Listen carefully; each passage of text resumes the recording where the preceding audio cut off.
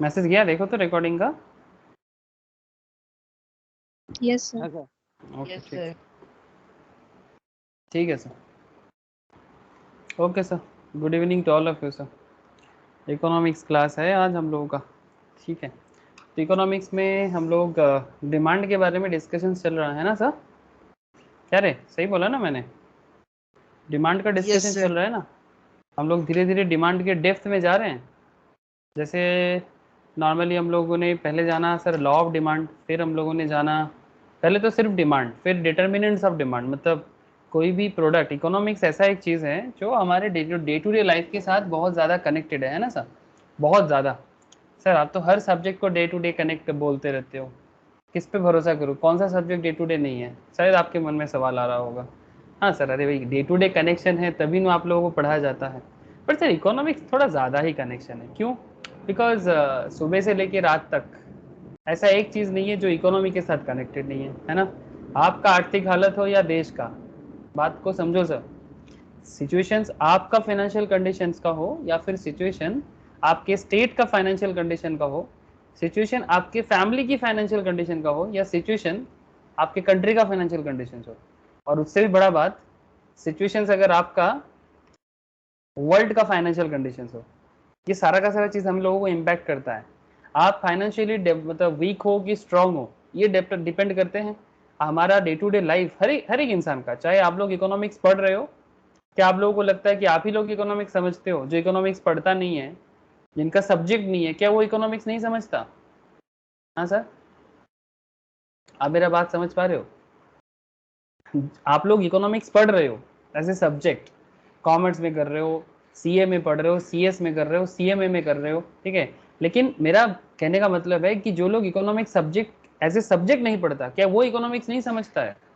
Sir economics तो वो भी समझते हैं, बस उसको पता नहीं है कि ये इसका एक नाम है अलग, कि जिसके ऊपर डिपेंड करके हर एक इंसान को अपना डे टू डे लाइफ गुजरना पड़ता है। सर कहने का मतलब क्या है?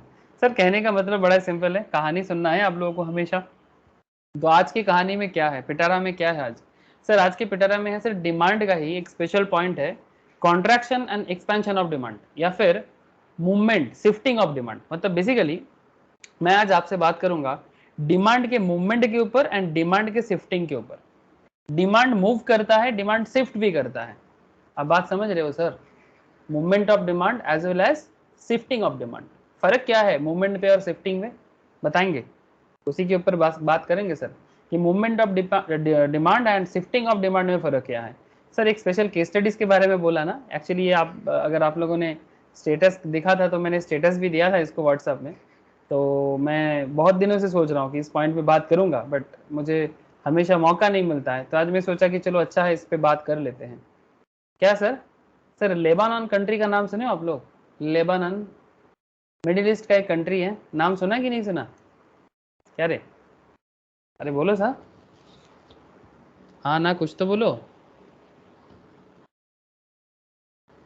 क्या आप लोगों को मेरा आवाज आ रहा है? नो सर, आप लोग किसी ने भी लेबानन का नाम नहीं सुना, किसी ने भी? हाँ सर सुना है, आप ही के स्टेटस पे देखने के बाद पढ़ रहे थे गूगल पे। अच्छा, मेरे स्टेटस देखने के बाद आप पढ़ रहे थे, उससे पहले आप कंट्री का नाम नहीं सुना? ऐसे लेबनीज फूड बहुत फेमस है, मैं जितना सुना, ये मैंने काफ़ी जगह में लेबनीज रेस्टोरेंट देखा है सर कोलकाता में। मुझे नहीं पता कि क्या खाना मिलता है, बट बिकॉज मैं वेजिटेरियन हूँ नॉर्मली, ठीक है। तो ऐसे मैम तो प्योर वेज है, मैं प्योर वेज नहीं हूँ, बचपन में खाता था बट आजकल तो मैं प्योर वेज हो गया मैम के साथ रह रह के। बट लेबनीज फूड जो है वो बहुत फेमस माना जाता है। ये हाथी बागान में मैंने एक रेस्टोरेंट देखा, अभी पता नहीं अभी है कि नहीं, बट मैंने ऐसे देखा बहुत सारे रेस्टोरेंट चेन में भी मैंने देखा। हाँ बोलो, कोई कुछ कहना चाहते हो? हाँ बोलो, हेलो, कोई कुछ कह रहे हो सर?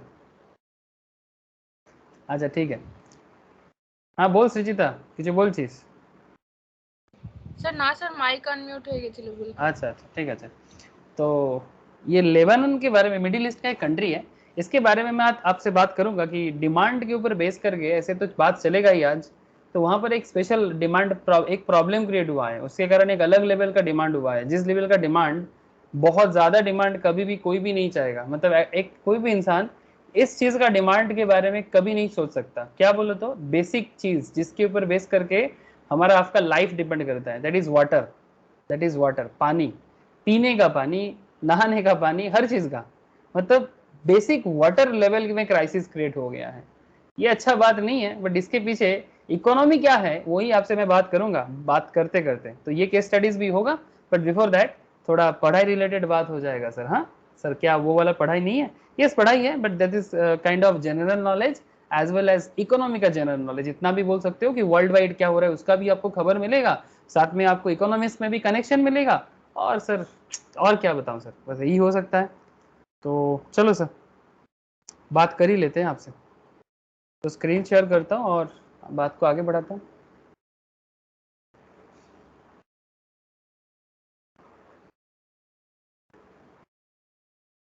बोलो सर बोलो, स्क्रीन शेयर है या नहीं?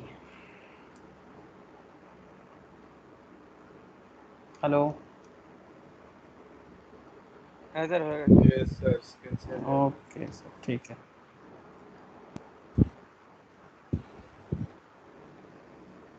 स्क्रीन शेयर हुआ।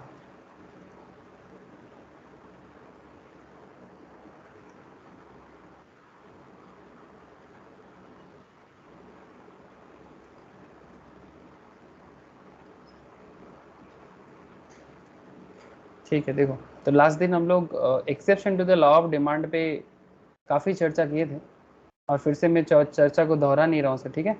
आज मैं आपसे डिमांड के बारे में ही बात करूँगा, बट ये डिमांड के क्या बात है सर, डिमांड का शिफ्टिंग एंड मूवमेंट। आप देख सकते हो क्या लिखा है sir, expansion and contraction in demand. बहुत ही मतलब इंटरेस्टिंग पॉइंट है कि डिमांड में एक्सपेंशन होता है, कॉन्ट्रैक्शन होता है। सर डिमांड एक्सपेंशन और कॉन्ट्रैक्शन का मतलब क्या है? बेसिकली एक्सपैंड मतलब एक्सपैंड करना, बढ़ जाना, बेसिकली इंक्रीज करना। कॉन्ट्रैक्शन मतलब डिक्रीज करना। मतलब अगर मैं पाती लैंग्वेज में बात करूँ, सिंपल लैंग्वेज में बात करूँ, तो सिंपल है, कॉन्ट्रैक्शन मतलब जब डिमांड डिक्रीज करता है, और एक्सपेंशन मतलब जब डिमांड इंक्रीज करता है। तो डिमांड इंक्रीज के पीछे जो जनरल रूल है वो पता करेंगे, और डिमांड डिक्रीज के पीछे जो जनरल रूल है वो भी पता करेंगे, और उसके बेसिस पे ग्राफिकल प्रेजेंटेशन मतलब डिमांड कर्व या डिमांड ग्राफ देखने में कैसा होता है उसके भी ऊपर चर्चा होगा, ठीक है। तो expansion and contraction in demand, इसका दूसरा एक नाम भी है सर, मूवमेंट। इन सिंपल कहा जाता है मूवमेंट ऑफ डिमांड। तो डिमांड का मूवमेंट कैसे होता है, या फिर आप ऐसे बोल सकते हो change in quantity demand. Change in quantity demand. आपको एक इक्वेशन सर, ये इक्वेशंस मैं आपको स्टार्टिंग डे से बता रहा हूँ जब से डिमांड पढ़ना चालू किया, कि demand equals to functions of P P R Y T E O. Sir demand जो है वो एक पर्टिकुलर पॉइंट पे डिपेंड करता है। क्या है कि डिमांड किसी भी प्रोडक्ट के प्राइस पे डिपेंड करता है, रिलेटेड गुड्स के दाम पे डिपेंड करता है, आपके इनकम पे डिपेंड करता है, आपके टेस्ट पे डिपेंड करता है, E for future expectation of price पे डिपेंड करता है, और किसी भी अदर फैक्टर्स पे भी डिपेंड कर सकता है ना सर। डिमांड तुम किस पे डिपेंड करते हो? चाहे किसका डिमांड सर? अरे किसी भी चीज का। जैसे मैं आपसे अभी वाटर रिलेटेड बात कर रहा था, चाहे डिमांड वाटर का हो, चाहे डिमांड पेप्सी का हो, चाहे डिमांड पिज़्ज़ा का हो, जो चीज़ आपको पसंद है, ठीक है, चाहे डिमांड वाफले का हो, जो पसंद है, ठीक है, बेसिक वेट हो, गेहूं हो, वट एवर। तो पेप्सी हो या पिज़्ज़ा हो या वाटर, डिमांड तो है सर, उस हर चीज़ का डिमांड है। पर हाँ, वाटर का एक क्या है कि वाटर एक ऐसी चीज़ है जो डेली नेसेसिटीज़ है, बेसिकली लाइफ है। वाटर का दूसरा नाम लाइफ भी है ना सर, है ना। इसके बिना तो इंसान जी नहीं सकता। तो demand equals to what? Demand equals to functions of P, P R, Y, T, E and O. ये तो मैंने आपको बहुत दिनों से बता रहा हूँ, है ना सर, कि कोई भी प्रोडक्ट का डिमांड तुम डिपेंड किस पे करते हो, कि भाई प्रोडक्ट के प्राइस पे डिपेंड करते हैं, भाई प्रोडक्ट की रिलेटेड गुड्स के प्राइस पे भी डिपेंड करते हैं। बहुत सारा कारण हो सकता है ना। एक जो प्रोडक्ट आप लेना चाहते हो, सपोज आप पेप्सी खरीदना चाहते हो, या पिज्जा खरीदना चाहते हो, या फ्लाइट पे चढ़ना चाहते हो। हाँ सर, अरे फ्लाइट का टिकट परचेज करने के टाइम पे क्या टिकट का प्राइस नहीं देखते क्या? हाँ सर, कोई भी चीज करने से पहले दाम तो जरूर चेक करते हो। जैसे मैं नॉर्मली एक इंटरेस्टिंग फैक्ट बता सकता हूँ आपको। आप लोग शॉपिंग मॉल विजिट करते होंगे? अरे शॉपिंग मॉल विजिट करते होंगे कि नहीं? ये sir no? Yes sir. Yes sir. Shopping mall में कपड़ा देखना अच्छा लगता है सर? Yes sir. तो क्लोथ परचेज के टाइम पे सबसे पहले क्या देखते हो? Style, design, price. हाँ, सबसे पहले प्राइस या सबसे पहले स्टाइल डिजाइन या प्राइस? ठीक से बोल। प्राइस। सर नहीं, सबसे पहले डिजाइन ही देखते हो, स्टाइल पसंद आए डिजाइन। स्टाइल डिजाइन ही पहले देखते हो, पसंद आता है तब प्राइस के ऊपर घुमाते हो ना। अरे ये बात तो मानना पड़ेगा सर, प्राइस सेकंड में आते हैं, पहले तो स्टाइल ही आता है। अगर आपको कोई डिजाइन या स्टाइल पसंद हो जाए, उसके बाद आपका सेकंड क्वेश्चन आपके मन में आता है कि भाई दाम क्या है, और वो दाम के बिना आप बाय नहीं कर सकते। मतलब आपके परचेस के लिए सबसे इंपॉर्टेंट है जो है दैट इज प्राइस, ऑब्वियसली। ये बात आप मानना पड़ेगा आपको। कोई ऐसे ही जाके दाम नहीं देखता। ऐसे शॉपिंग मॉल में कितना कपड़ा होगा, हाँ सर, कितना सारा क्लोथ सजा के रखा होगा, क्या हर एक क्लोथ को क्या दाम देखने जाते हो क्या? ऐसे नहीं, आपका पहले पसंद होता है ना, पहले आप आपके टेस्ट के साथ मैच कराते हो, फिर टेस्ट के साथ मैच कराने के बाद आप प्राइस पे जाते हो। ये जेन्युइन बात है कि नहीं सर, बोलो। कोई ऐसा है कि पहले जाके सर प्राइस चेक करता है, हाँ, उसके बाद टेस्ट पे जाता है? नहीं, मुझे नहीं लगता। ठीक है, तो आप पहले जाके टेस्ट बताते हो। जैसे दुकान नॉर्मल वालों की शॉपिंग मॉल नहीं, नॉर्मल शॉप में जाके आप जाते हो तो दुकानदार को क्या बोलते हो, शॉप ओनर को, कि दादा मुझे ऐसा चीज दिखाओ। अरे बंगाल में ऐसे बोलते हैं ना कि दादा या भाई ऐसे करके बोलते हैं कि भाई मुझे ये दिखाइए, ठीक है, कि दादा मुझे ये दिखाइए। मतलब आप पहले अपना डिजाइन और स्टाइल बता देते हो, उसके बाद वो आपको क्या पूछता है कि दीदी बजट कितना है। क्या बोलते कि नहीं बोलते? अरे पूछते कि नहीं यस पूछते? यस दीदी बजटটা বলবেন একটু, हाँ, कि কতর মধ্যে দেখাবো, कितने के अंदर आपसे आपको प्रोडक्ट दिखाए। तो आप बोलते हो 500 के अंदर दिखाइए, ठीक है, आप बोलते हो 1000 के अंदर दिखाइए। तो डिमांड करने के लिए मतलब मोस्ट इंपॉर्टेंट फैक्ट जो है कि वो प्राइस है। ये तो इसका कोई दूसरा बात हो ही नहीं सकता। प्राइस हीरो है इस फील्ड में। डिमांड का सबसे बड़ा हीरो कौन है? प्राइस, सबसे बड़ा हीरो। लेकिन अगर प्राइस को छोड़ के बाकी चीज भी होते हैं सर, रिलेटेड गुड्स का दाम, ठीक है, कि सिमिलर काइंड ऑफ कोई दूसरा प्रोडक्ट या कोई गुड्स है या सर्विसेज है, आप उनके बारे में भी सोच सकते हो। तो ये रिलेटेड गुड्स तो है ही, उसका दाम भी आप देखते हो। अगर रिलेटेड गुड्स सस्ता है पर आपका काम आ जाएगा, फिर उसका डिमांड बढ़ सकता है। तो रिलेटेड गुड्स प्राइस, आपका इनकम, यस, आपका इनकम ऑफ हाउस होल्ड या फिर आपके पॉकेट में कितना पैसा है, ये भी डिपेंड करता है सर। ठीक है, सबके लिए सब कुछ डिपेंड नहीं करता। जैसे मानो कि एक मिडिल क्लास लोग, एक लोअर मिडिल क्लास लोग कैब करने से पहले, टैक्सी करने से पहले 10 बार सोचता है। बात मानोगे सर? जो लोग मिडिल इनकम ग्रुप से कनेक्टेड करते हो, या फिर आप खुद मिडिल इनकम नहीं हो, हायर मिडिल इनकम ग्रुप में आते हो या रिच में आते हो, बट आप अगर रिलेटिव्स में भी कोई होगा, आप देखना जो middle income lower middle income group में होते हैं ना, उनको टैक्सी करने के लिए, कैब करने के लिए 10 बार सोचना पड़ता है ना। वो नॉर्मली हमेशा ऑप्शन ढूंढता रहता है, नहीं नहीं बस कर लेंगे, नहीं नहीं ट्रेन में चल जाएंगे, हाँ नहीं नहीं फेरी कर लेंगे। क्या रे, बात सही है कि नहीं है? मैं सही बोल रहा हूँ ना? जो बात है वो बोलो, इसमें क्या प्रॉब्लम है? मैं तो अभी भी बोलूंगा। जब सीरियसली एक टाइम था, मैं मेरे घर में सर, मेरा फैमिली रिच है, ऑब्वियसली रिच फैमिली से ही है, बट मैं अपने आप को हमेशा पर्सनली सोचता था कि जब मैं कोलकाता आया पढ़ने के लिए, तो मेरे को घर से बड़ा ही लिमिटेड पैसा मिलता था। तो मैं हमेशा लिमिटेड पैसे से, मैं कभी ना ज़रूरत का पैसा भी नहीं बोल सकता था घर पे कि भाई नहीं मुझे चाहिए। मुझे ऐसा लगता था कि भाई ठीक है, माँ पापा ने जितना सोच के दिया है सही दिया होगा, मैं कभी उस पर सवाल नहीं करता था। बट बाद में मैं देखता था कि भाई काफ़ी लिमिटेड है, तो फिर मैं कभी डिमांड नहीं करता था। वो मेरा दोष भी है। तो जब मैं घर जाता था, नेटिव झाड़ग्राम जाता था, तो मेरे को सब कोई पूछता था कि भाई कोलकाता में टैक्सी का भाड़ा क्या है रे। तो 3 साल कॉलेज का निकल गया, मैं एक ही भी बार टैक्सी नहीं किया था। क्यों? क्योंकि मुझे पता ही नहीं है, मैं कभी टैक्सी चढ़ा नहीं था कॉलेज लाइफ में। क्यों?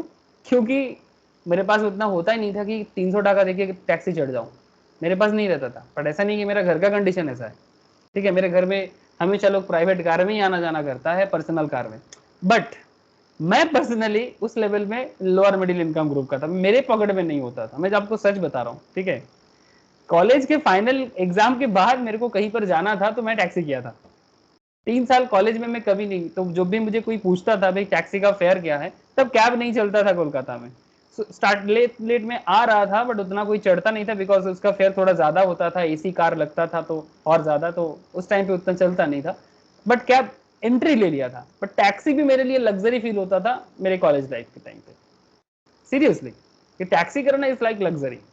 मतलब नॉर्मल में बस चढ़ना, ट्रेन में चढ़ना, और मुझे लगता है कि एक स्टूडेंट के लाइफ में ये बहुत ज़रूरी होता है, चाहे वो जाने अनजाने में हो। बट मेरे को ये वाला फीलिंग पूरा का पूरा आया कि भाई आम आदमी का जिंदगी कैसे होता है कि बस ट्रेन का पसीना सूंघ सूंघ के, हाँ सर समझते हो ना, कि एक का पसीना दूसरे के ऊपर गिरता है। हाँ, ये हमारा कोलकाता का लोकल ट्रेन लोकल बस का है। अभी कोरोना में तो सब डर जाएगा, बट फिर भी ये हकीकत है।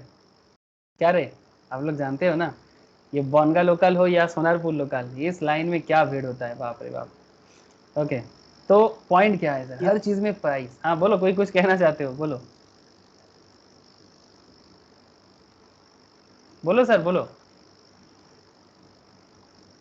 ओके ठीक है सर, तो price is very important. Sir कहना क्या चाहते हो, इसके साथ डिमांड का मूवमेंट और शिफ्टिंग में क्या कनेक्शन है? अरे बहुत कनेक्शन है, डिमांड के मूवमेंट के साथ प्राइस का बहुत कनेक्शन है। डिमांड मूवमेंट करता है प्राइस अप डाउन में, प्राइस का अप होना प्राइस का डाउन होना इसी पे डिपेंड करता है डिमांड का मूवमेंट करना। चलो देखते हैं, अब आ जाते हैं किताबी बातों में। हाँ सर, प्रैक्टिकल समझ रहे थे, अब किताबी बात में आ जाते हैं। Due to change in price alone, due to change in price alone, सिर्फ दाम के कारण, point to be noted. Sir मैं टैक्सी क्यों नहीं चढ़ता था कॉलेज लाइफ में? बिकॉज मेरे पास एक्स्ट्रा 300-400 रुपीज नहीं होता था जिसके कारण मैं टैक्सी चढ़ पाऊँ। सीरियसली, मैंने कभी कॉलेज लाइफ में रेस्टोरेंट में खाना नहीं खाया, क्यों? बिकॉज मेरे पास एक्स्ट्रा नहीं होता था। हाँ, वो थोड़ा बहुत रोल वगैरह खाना वो हो जाता था सर, बट रेस्टोरेंट में बैठ के खाना मेरे पास इतना नहीं रहता था। बट ऐसा नहीं कि फैमिली कंडीशंस का कोई प्रॉब्लम नहीं था, बट मेरे पॉकेट में मनी नहीं रहता था, जो मेरा कॉलेज का खर्चा, मेस का, पीजी का खर्चे के बाद मेरे पास एक्स्ट्रा नहीं होता था। और मैं कभी एक्स्ट्रा पैसा नहीं डिमांड कर सकता था, बिकॉज मेरा हाथ रुक जाता था, मुंह भी रुक जाता था कि नहीं चलो ठीक है, जितना दिया है सफिशिएंट सोच के दिया होगा, फिर डिमांड काहे करना है। तो ये गलत बात है, शायद मुझे डिमांड करना चाहिए था, whatever. But due to change in price alone demand for a commodity changes, है ना सर? सिर्फ दाम के कारण कॉमोडिटी का डिमांड चेंज हो जा रहा है। आप बात समझ रहे हो सर? हाँ, due to change in price alone demand for a commodity changes, it is called movement. इसको कहते हैं मूवमेंट। सिर्फ प्राइस के कारण जब कॉमोडिटी के डिमांड पे चेंजेस होता है या सर्विस के डिमांड पे चेंजेस होता है, इसको मूवमेंट कहता है। मूवमेंट दो तरह का होता है सर, मूवमेंट दो तरह का होता है, expansion in demand and contraction in demand. मैंने आप लोगों को इसलिए ऐसा कहानी बताया, नॉर्मली देखो, अगर किसी के पास पैसा नहीं होता, कोई गरीब फैमिली से होते हैं, तो फिर ऑब्वियसली उसके लिए कैब चढ़ना, टैक्सी चढ़ना लग्जरी फीलिंग आ सकता है। बट मेरे लिए ऐसा बात था नहीं, इसलिए मेरे को जब मैं बाद में सोचता हूँ ना, तो मेरे को लगता है सच में यार मेरे इतना प्रॉब्लम तो कुछ नहीं था, ठीक है, मतलब लेकिन फिर भी मुझे ये फीलिंग आता था कि चलो यार ये मेरे लिए लग्जरी हो जाएगा। तो दैट इज द थिंग कि ये डिमांड को फील करने के लिए आपको ना ये गरीबी से गुजरना पड़ सकता है, ठीक है, चाहे आप गरीब सच में नहीं हो, बट गरीबी से गुजारा करो तो आपको डिमांड ज्यादा समझ में आएगा। मतलब किसी भी तरह का गरीबी फील करो, गरीबी फील करने से, मतलब ऐसा बात नहीं कर रहा हूँ कि आप पैसे से ही गरीब हो, इंसान बहुत चीजों से गरीब होता है, ठीक है, तो बस गरीबी फील करो, डिमांड समझ में आ जाएगा। तो एक्सपेंशन इन डिमांड और कॉन्ट्रैक्शन इन डिमांड, ठीक है, तो डाउनवर्ड मूवमेंट ऑन। अच्छा अब देखो, इसमें एक स्पेशल पॉइंट है सर, एक्सपेंशन इन डिमांड कब होगा? या increase in quantity demand. Expansion in demand को दूसरा क्या नाम बोल रहे हैं sir? Increase in quantity demand, या फिर इसका एक दूसरा और तीसरा नाम है downward movement on the same demand curve. Demand curve में जो मूवमेंट है वो डाउनवर्ड है, डिमांड कर्व का जो मूवमेंट है वो डाउनवर्ड है, बट डिमांड एक्सपेंशन है and increase in quantity demand है। Rise in demand due to fall in price is called expansion of demand. किसी भी चीजों का डिमांड ज्यादा होना, उसका दाम कम होने के कारण, ओके, प्राइस फॉल के कारण जब किसी चीज का डिमांड बढ़ता है उसको एक्सपेंशन ऑफ डिमांड कहते हैं। सिंपल सी बात है, ठीक है। अब ये प्राइस फॉल डिपेंड करता है इंसान के इनकम पे भी डिपेंड करता है, ठीक है। आप महीने लाखों कमाते हो तो आपके लिए 200-300 टका का मतलब कोई भी कैब करना it's not a big deal, है ना। अगर आपके पास 50,000-60,000 रुपीज होता है तो आप आराम से कर सकते हो। तो फॉल इन प्राइस मतलब आपका इनकम बढ़ रहा है तो प्राइस फॉल दिखेगा आपको, बट अगर आपका इनकम लोअर है तो आपको हर चीज ज्यादा सोचेगा, है ना सर? आप बात समझ रहे हो? अगर इंसान का इनकम कम है तो उसके लिए हर चीज महंगा फीलिंग आता है, और इंसान का इनकम ज्यादा है तो उसके लिए चीजों क्या लगता है, चीजें सस्ता लगता है। am I right sir? आप मेरा फीलिंग समझ पा रहे हो कि क्या मैं समझाने का कोशिश कर रहा हूँ? कि ये जो फॉल इन प्राइस और इंक्रीज इन प्राइस, ये तो इंसान की इनकम पे भी डिपेंड करता है ना सर। ये मैं आप लोगों को समझाऊंगा जब इलास्टिसिटी ऑफ डिमांड कराऊंगा, उस टाइम पे एक पॉइंट आएगा इलास्टिसिटी ऑफ इनकम, तो उसमें भी आपको मैं ये पॉइंट बताऊंगा। बट फिलहाल आप इतना सिंपल सा चीज समझो, एक बात तो आप लोग स्टार्टिंग डे से समझ रहे हो कि सर कि किसी भी चीज का डिमांड जब प्राइस डिक्रीज करता है जब प्राइस डिक्रीज तो डिमांड क्या होगा, बोलो ना sir. Demand increase. Very good sir, simple सी बात है। और जब प्राइस इंक्रीज करता है तब demand decrease. And this simple concept is called, this simple concept, ये जो सिंपल सी कॉन्सेप्ट आपके सामने अभी आपने सुना ना, यही सिंपल कॉन्सेप्ट को कहते हैं सर एक्सपेंशन एंड कॉन्ट्रैक्शन। मतलब जब प्राइस डिक्रीज के कारण demand increase, this is called expansion, okay. और जब प्राइस इंक्रीज के कारण demand decrease, this is called contraction. बात समझ में आया सर? अब इसको मैं अभी ग्राफिकली समझाऊंगा, ध्यान से सुनना सर, इसी पॉइंट को ग्राफिकली समझा रहा हूं, ठीक से समझना। आपके पास, आप पहले डिमांड ग्राफ ड्रॉ करो। इसके लिए आपको क्या चाहिए, एक एक्स एक्सिस चाहिए और एक वाई एक्सिस चाहिए, ठीक है। मैं एक साथ दोनों कर लेता हूं ताकि आपको मैं जल्दी जल्दी एक साथ समझा पाऊं, ठीक है। एक्स एक्सिस वाई एक्सिस ये क्यों करते हैं ये तो आप लोग जानते ही हो सर, ग्राफ पेपर का प्लॉटिंग। बेसिकली जो ग्राफ पेपर आप लोग बचपन में यूज करते थे ना, वही ग्राफ पेपर का प्लॉटिंग है। इसमें और क्या नई बात है, कोई नई बात नहीं है। अब इसमें मैं क्या करूंगा सर, प्राइस को प्लॉट करूंगा और क्वांटिटी डिमांड को प्लॉट करूंगा, ठीक है। तो वाई एक्सिस में प्राइस पुट करना और एक्स एक्सिस में क्वांटिटी पुट करना, ठीक है। बस ये प्लॉट करने से ही आपको समझ में आ जाएगा कि खेल चल क्या रहा है, खेल चल क्या रहा है।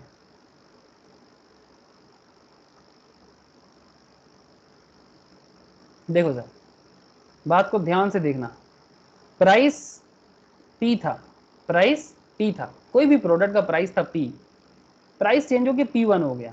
से फॉर एग्जांपल किस चीज का एग्जांपल लेने से बेहतर होगा, पेट्रोल प्राइस। हाँ सर, पेट्रोल अच्छा रहेगा क्या? चलो यस सर। पेट्रोल अभी क्या दाम है कोलकाता में? 102। 102। अच्छा चलो चलो 102, ठीक है। प्राइस 102 चल रहा था पेट्रोल का, कल मानो कि प्राइस 100 रुपीज हो गया या 98 रुपीज हो गया, ठीक है, एग्जाम्पल है, ठीक है। तो 102 से अगर प्राइस 98 होगा, पहले अगर इसका क्वांटिटी जो ओवरऑल सेल होता था मार्केट में, मतलब कुछ लोग ऐसा होता है ना सर, हमारे सोसाइटीज में ऐसे लोग होते हैं जिनके लिए पैसा थोड़ा कीमती है। हर हर हर इंसान को कंजूस ना समझिए सर, हर इंसान को कंजूस ना समझिए, ये एक गलत सोच है कि हम लोग किसी को भी कंजूस बना देते हैं बिकॉज कोई खर्चा करना पसंद नहीं करता है। बट हम लोग क्या सबका इनकम सेम होता है सर? हाँ, सबका इनकम सेम होता है? ये फ्रेंड्स के बीच में ये गलत फहमी मैं देखता हूँ, इनकम सबका सेम नहीं होता, ठीक है। सिमिलर इनकम ग्रुप में सब कोई नहीं होता है। तो कोई दोस्त अगर किसी बार पार्टी में आना नहीं पसंद करता है, दोस्तों के पार्टी में, वो बोल नहीं पाता कि भाई मेरे पास पैसा नहीं है इतना तुम लोगों की पार्टी में आने का, ज्वाइन करने का, तो उसको बोलते नहीं नहीं भाई वो बहुत कंजूस है। बहुत कम फ्रेंड होते हैं जो एक्चुअली समझते हैं कि सबका बस का बात नहीं होता। क्या आप लोग मेरा बात समझ पा रहे हो सर? सबका बस का बात नहीं होता हर चीज, ठीक है। पार्टी में अगर अचानक 500 का डोनेट, मतलब बेसिकली एक दोस्तों का पार्टी में अगर 500 का मतलब कंट्रीब्यूशन देना पड़ता है, और जिनका फैमिली इनकम 15,000 है, उनके लिए डिपेंड मुश्किल हो सकता है कि फैमिली इनकम 15,000 के अचानक एक 500 का पार्टी वो शायद बेयर नहीं कर पाएगा। सिमिलरली इसे पेट्रोल में भी हो सकता है, जब जिनका इनकम थोड़ा लोअर है, ठीक है, उनके लिए डेली का 100 रुपीज का पेट्रोल भरना में भी मुश्किल हो सकता है। तो वो पहले अगर 102 में 1 लीटर पेट्रोल भरता था या 2 लीटर पेट्रोल भर लेता था, ठीक है, अभी 98 में थोड़ा ज्यादा पेट्रोल भर लेगा, है ना सर। दाम कम होने से पेट्रोल का डिमांड क्या हो जाएगा, बढ़ेगा कि नहीं बढ़ेगा? बढ़ बे। एकदम सर, सिंपल सी बात है। तो प्राइस 102 से 98 में आया, और क्वांटिटी क्वांटिटी मानो कि पहले 1 लीटर ही भरता था, अब 2 लीटर भरता है। बात समझ में आया सर? पहले 1 लीटर भरता था, अब 2 लीटर भर लेता है। ये Q1 जो है वो 2 लीटर डिनोट कर रहा है, ठीक है। तो जस्ट टेल मी सर, यहाँ पर डिमांड में एक्सपेंशन हुआ कि कॉन्ट्रैक्शन हुआ? एक्सपेंशन। तो डिमांड ग्राफ को कैसे ड्रॉ करोगे सर? डिमांड ग्राफ को कैसे ड्रॉ करोगे? इस तरह से करो, P जब प्राइस था 102 तब आपका क्वांटिटी डिमांड था Q, जब प्राइस P1 हो गया तब आपका क्वांटिटी हो गया Q1 दैट इज 2 लीटर। अब आपका डिमांड कर्व जो है वो इस दोनों लाइन का कनेक्टेड पॉइंट है। This is your demand graph, ठीक है, ये आपका डिमांड है। अब ये जो डिमांड आपका हुआ, इस डिमांड का मूवमेंट किस तरफ है ये आपको पहचानना है। वेट कर जाओ, सिमिलर पैरामीटर में मैं और एक मूवमेंट बना देता हूं आपको, ठीक है। अब एक साथ देखना सर, आप दोनों पॉइंट को एक साथ देखना। सर डाउनवर्ड, एक सेकेंड रुक जा, डाउनवर्ड मैं बताता हूं, बट एक बार ये वाला ग्राफ भी पास पास में कर लेते हैं। प्राइस इसमें इसको P कर लो और इसको P1 कर लो, मतलब प्राइस पहले था 102, अभी हो गया, मतलब सॉरी पहले था 98, अभी 102 हो गया, ठीक है, मतलब जस्ट ऑपोजिट। तो जिस टाइम पे प्राइस P था उस टाइम पे डिमांड ज्यादा था, दैट इज Q1। जब प्राइस 98 हो गया डिमांड क्या हो जाएगा, मतलब एक्चुअली एक सेकेंड मैं गलत बोल दिया क्या, 102 पे डिमांड कम, 102 पे डिमांड कम और 98 पे डिमांड ज़्यादा, तो 102 पे डिमांड ज़्यादा, सॉरी गलत हो गया, 102 पे डिमांड कम होना चाहिए। एक सेकेंड, इसमें चेंजेस नहीं होगा एक्चुअली। 102 ये Q जो है, ये Q और ये Q1 Q, ठीक है, मतलब जिस टाइम पे प्राइस 102 है वैसे ही रख लो। एक सेकेंड रुको, प्राइस को 102 में ही रख लो, 102 में ही प्राइस को रख लो, तो उसमें आपका डिमांड कितना है, 1 लीटर का, ठीक है, सेम टू सेम होगा। और जैसे ही दाम कम हो जाता है 98, ठीक है, उसमें आपका डिमांड 2 लीटर का हो जाता है। डिमांड ग्राफ देखने में सेम टू सेम तरह का, बट इसका मूवमेंट पे आपको चेंजेस दिखेगा, मतलब कुछ इस तरह का, कुछ इस तरह का डिमांड का मूवमेंट में आपको चेंजेस दिखेगा। ठीक से देखो सर, इसमें क्या हुआ, पहले प्राइस 102 था, अभी 98 हुआ है। अब एरो को देखना सर, ठीक है, अब एरो को देखना, ये एरो क्या हुआ, 102 से 98 पे आया, और यहाँ पर क्या हुआ, 1 लीटर से 2 लीटर हुआ, ठीक है। तो ये जो इसका जो ओवरऑल मूवमेंट है डिमांड कर्व का, वो डाउनवर्ड मूवमेंट है, जो आप लोग बोल भी रहे थे, है ना, इसका मूवमेंट डाउनवर्ड है। कैसे पता चला मुझे डाउनवर्ड, प्राइस नीचे हुआ और क्वांटिटी भी मूव किया, तो अल्टीमेटली इसका ओवरऑल मूवमेंट डाउनवर्ड, ठीक है। लेकिन इस केस में थोड़ा बात अलग होगा, इस केस में पहले प्राइस 98 था, अभी इसका प्राइस 102 हुआ है, ठीक है। तो जब 98 प्राइस था तब इसका डिमांड ज्यादा था, लेकिन अब 102 हो गया है तो इसका डिमांड कम हो जाएगा। तो इसमें क्या हो रहा है, इसका मूवमेंट में चेंजेस है। तो बेसिकली इसका जो ओवरऑल डायरेक्शन है, क्वांटिटी कम हो रहा है, प्राइस बढ़ रहा है, तो ओवरऑल मूवमेंट का एवरेज क्या है, अपवर्ड, है ना सर। तो इसका जो मूवमेंट बन रहा है वो अपवर्ड मूवमेंट बन रहा है। आप लोगों को बात समझ में आ रहा है सर? Yes sir. तो दिस वन इज कॉल्ड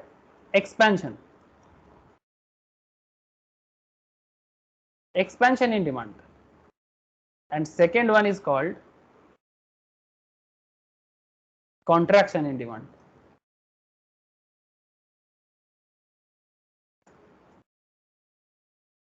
बोलो सर, आप लोगों को समझ में आया एक्सपेंशन एंड कॉन्ट्रैक्शन? और दोनों केस में मेन हीरो कौन है, मतलब मेन रीजन कौन है, दोनों केस में रीजन कौन है बोलो? ये प्राइस का जो मूवमेंट है, ये जो दोनों ग्राफ आप लोगों के सामने हैं सर, आंखों के सामने, एक में अपवर्ड मूवमेंट, एक दूसरे में डाउनवर्ड मूवमेंट। ये दोनों केस में मेन पॉइंट क्या है, मेन पॉइंट इज प्राइस, है ना, क्या रे, मेन पॉइंट प्राइस है कि नहीं? दोनों केस में मेन पॉइंट प्राइस है, ठीक है।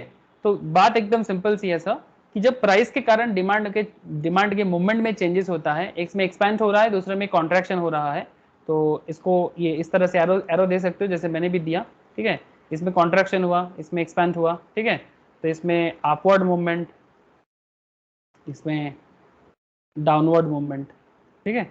तो इस तरह का आपका ड्राइंग होना चाहिए, ठीक है, कि किधर कौन सा मूवमेंट है, ये मूवमेंट आपने यहाँ पर दिखाया, तो this is called movement of demand curve. ये जो आप लोग अभी सीखे, इसको मूवमेंट बोलते हैं, और मूवमेंट हमेशा प्राइस के कारण होता है, ठीक है, मूवमेंट हमेशा प्राइस के कारण होता है। तो फिर मूवमेंट ऑफ डिमांड आप लोगों को क्लियर है। लेकिन सर और एक पर्टिकुलर पॉइंट है यहाँ पर, जिसको हम लोग मूवमेंट नहीं बोलते, क्या बोलते हैं सर, शिफ्टिंग बोलते हैं, change in demand, change in demand, या फिर आप इसको बोल सकते हो increase and decrease in demand, या फिर shifting in demand. Demand shift कर जाता है, डिमांड शिफ्ट कर जाता है, शिफ्टिंग या इंक्रीज एंड डिक्रीज। ओके, उसमें होता है अपवर्ड एंड डाउनवर्ड, यहाँ पर होता है इंक्रीज डिक्रीज। अब इंक्रीज डिक्रीज का दूसरा नाम है शिफ्टिंग, जैसे वहां पर था मूवमेंट, इसको बोलते हैं शिफ्टिंग। इसका चेंज, इसका दूसरा और एक नाम भी है चेंजेस इन डिमांड। ये इतना तरह का नाम से जाना जाता है, तो आपको पता होना चाहिए सर कि change in quantity demand, look at here sir, change in quantity demand, या फिर आप ऐसे बोल सकते हो मूवमेंट, या फिर आप बोल सकते हो एक्सपेंशन एंड कॉन्ट्रैक्शन। सिमिलरली यहाँ पर आप क्या क्या बोल सकते हो, change in demand. Okay, shifting, change in demand किस कारण में, शिफ्टिंग के कारण या increase and decrease in demand के कारण। अब यहाँ पर एक सबसे बड़ा सवाल आपके मन में चल रहा है, सर ये जो शिफ्टिंग हो रहा है, ये शिफ्टिंग के पीछे क्या रीजन है। आप तो वहां पर प्राइस को बना दिए शिफ्टिंग का मेन रीजन, है ना। यहाँ पर हम लोगों ने प्राइस को मेन पॉइंट बना दिए ना। इस पर्टिकुलर पॉइंट में हम लोगों ने देखा कि प्राइस मेन रीजन है इसका मूवमेंट का, ठीक है। लेकिन अभी हम लोग जो पॉइंट में बात करेंगे सर, उसमें प्राइस नहीं, प्राइस को छोड़ के बाकी कोई भी पॉइंट, प्राइस को छोड़ के कोई भी पॉइंट डिमांड के ऊपर भारी पड़ रहा है। आप बात समझ रहे हो sir. Demand equals to functions of what, P, P R, Y, T, E and O, ठीक है। प्राइस को फ्रीज कर दो, प्राइस को कांस्टेंट कर दो, ऐसे डिमांड का रूल भी है, अदर थिंग रिमेनिंग कांस्टेंट। यहाँ पर अदर थिंग में सिर्फ प्राइस कांस्टेंट है, बट बाकी जो है सर, ये जो भी पॉइंट है, related goods, income, taste and preference, future expectation, other factor, ये सब क्या हो जाएगा, ये सब क्या हो जाएगा सर, वेरिएबल। ये सबको वेरी कर दो। वेरिएबल मतलब ये चेंज कर सकते हो, मतलब आपका टेस्ट प्रेफरेंस चेंज हो सकता है। आप शॉपिंग मॉल में गए हो, आपका टेस्ट चेंज हो सकता है, कभी ये शर्ट तो कभी वो शर्ट, चेंज कर सकते हो आप अपना टेस्ट को। कभी ये पसंद आ रहा है तो कभी वो पसंद आ रहा है। आप अपना टेस्ट को मतलब चेंजेस कर सकते हो, वैरी कर सकते हो, ठीक है। आपका इनकम, ठीक है, आप अपनी इनकम को भी आप फ्लेक्सिबल रखो, आप अपनी इनकम को भी फ्लेक्सिबल रखो। बात समझ में आ रहा है sir. Income flexible, related goods का प्राइस भी आपके सामने फ्लेक्सिबल। बस एक ही चीज जो है जो फ्लेक्सिबल आपके लिए नहीं है, दैट इज प्राइस। मतलब आपको प्राइस नहीं चलाएगा, प्राइस छोड़ के बाकी चीज प्रोडक्ट का डिमांड के लिए मेन इंपॉर्टेंट होगा। अदर फैक्टर भी हो सकता है, प्राइस को छोड़ के कोई भी फैक्टर प्रोडक्ट के डिमांड के लिए सबसे बड़ा रीजन बनेगा, बट कोई भी एक हो सकता है, सारा का सारा हो सकता है। Point to be noted sir, price छोड़ के बाकी कोई भी फैक्टर जब प्रोडक्ट की डिमांड के लिए सबसे इंपॉर्टेंट चीज होते हैं, उसको कहते हैं, उस पर्टिकुलर कॉन्सेप्ट को कहते हैं shifting of demand. Demand shift कर जाता है, जिसका मेन रीजन प्राइस छोड़ के कोई और रीजन, जिसका मेन रीजन प्राइस छोड़ के कोई और पॉइंट, ओके, जिसके अंदर कुछ भी हो सकता है। प्राइस ऑफ रिलेटेड गुड्स हो सकता है, इनकम हो सकता है, टेस्ट हो सकता है, फ्यूचर एक्सपेक्टेशन ऑफ प्राइस हो सकता है, एनी अदर फैक्टर हो सकता है। बट इसमें क्या होगा, डिमांड शिफ्ट करेगा। आप देख सकते हो यहाँ पर दोनों इमेज में आपका डिमांड शिफ्ट किया है। सर हम लोग भी ग्राफ को ड्रॉ करते हुए सीखेंगे। ओके सर, चलो हम लोग भी ड्रॉ करते हुए ही सीखेंगे, ठीक है। ओके सर, चलो सर सबको समझ आ रहा है सर, हेलो बताइएगा सर, अगर आप लोगों को समझ में नहीं आ रहा है तो भी बताइए, समझ में आ रहा है तो भी बताइए, ठीक है। एक्स एक्सिस, वाई एक्सिस, ठीक है। अब यहाँ पर क्या करना है, डिमांड ग्राफ को ड्रॉ करना है, बट शिफ्ट कराएंगे, ठीक है। तो प्राइस जो है, प्राइस को लेके ज्यादा कुछ नहीं करना है, प्राइस को एक पर्टिकुलर पॉइंट पे फिक्स कर देंगे। क्यों, बिकॉज प्राइस अप डाउन फर्क नहीं करता है ना सर। हेलो, आप लोग बात समझ रहे हो। प्राइस कांस्टेंट हो, प्राइस को कांस्टेंट कर देंगे, प्राइस को लेके इधर उधर नहीं करना है। क्यों, because price is not the main factor here. Price may be one of the factor, but price is not the main factor for your change, okay. ये प्राइस आपका यहाँ पर चेंज नहीं लाएगा, प्राइस छोड़ के कोई और रीजन चेंज लाएगा, ठीक है। आपका जो प्रोडक्ट के प्रति जो चाहत है, वो चाहत बदलने के लिए, ठीक है, वो चाहत बदलने के लिए प्राइस नहीं, कोई और रीजन काम करेगा, ठीक है। मतलब एक ऐसा गाना मेरे मन में आ रहा है, एक बहुत पुराना गाना है सर, गाना कुछ ऐसा, चाह तो बहुत पर चाहूंगी तुम्हें कि चाहत पे मगर मेरी दोष नहीं, ऐसा कुछ गाना है। तो इसको आप ऐसे सोच सकते हो, चाह तो बहुत, बट गुड इवनिंग सर। हाँ हाँ गुड। अरे बाप रे, कौन इतना देर से ज्वाइन किया, रेशमा? जी सर। इतना लेट रेशमा? हाँ कुछ काम था क्या? सो गई थी। अरे वाह, ठीक है कोई बात नहीं, चलो, सो ऑनेस्ट आप, ओके। तो पॉइंट समझो सर, प्राइस पे मेरा कोई हक नहीं, ठीक है, यहाँ पर प्राइस पे मेरा कोई हाथ नहीं है, प्राइस छोड़ के बाकी चीजों पे मेरा हाथ होगा, ठीक है। तो चलो देखते हैं क्या चीज आपका डिमांड को शिफ्ट कराते हैं। तो इस तरह का देखो, क्वांटिटी को शिफ्ट करो, यहाँ पर क्वांटिटी को शिफ्ट करो, ठीक है, लेकिन दोनों केस में price not the main reason. Q से Q1 कर दो, यहाँ पर भी प्राइस को मेन रीजन बना दो, क्वांटिटी को चेंज करा दो, मुझको भी तो चेंज करा दे, किसको, क्वांटिटी को। बट ये क्वांटिटी का जो चेंजेस है ना, इसमें बस शिफ्टिंग करेगा, क्या करेगा, शिफ्टिंग।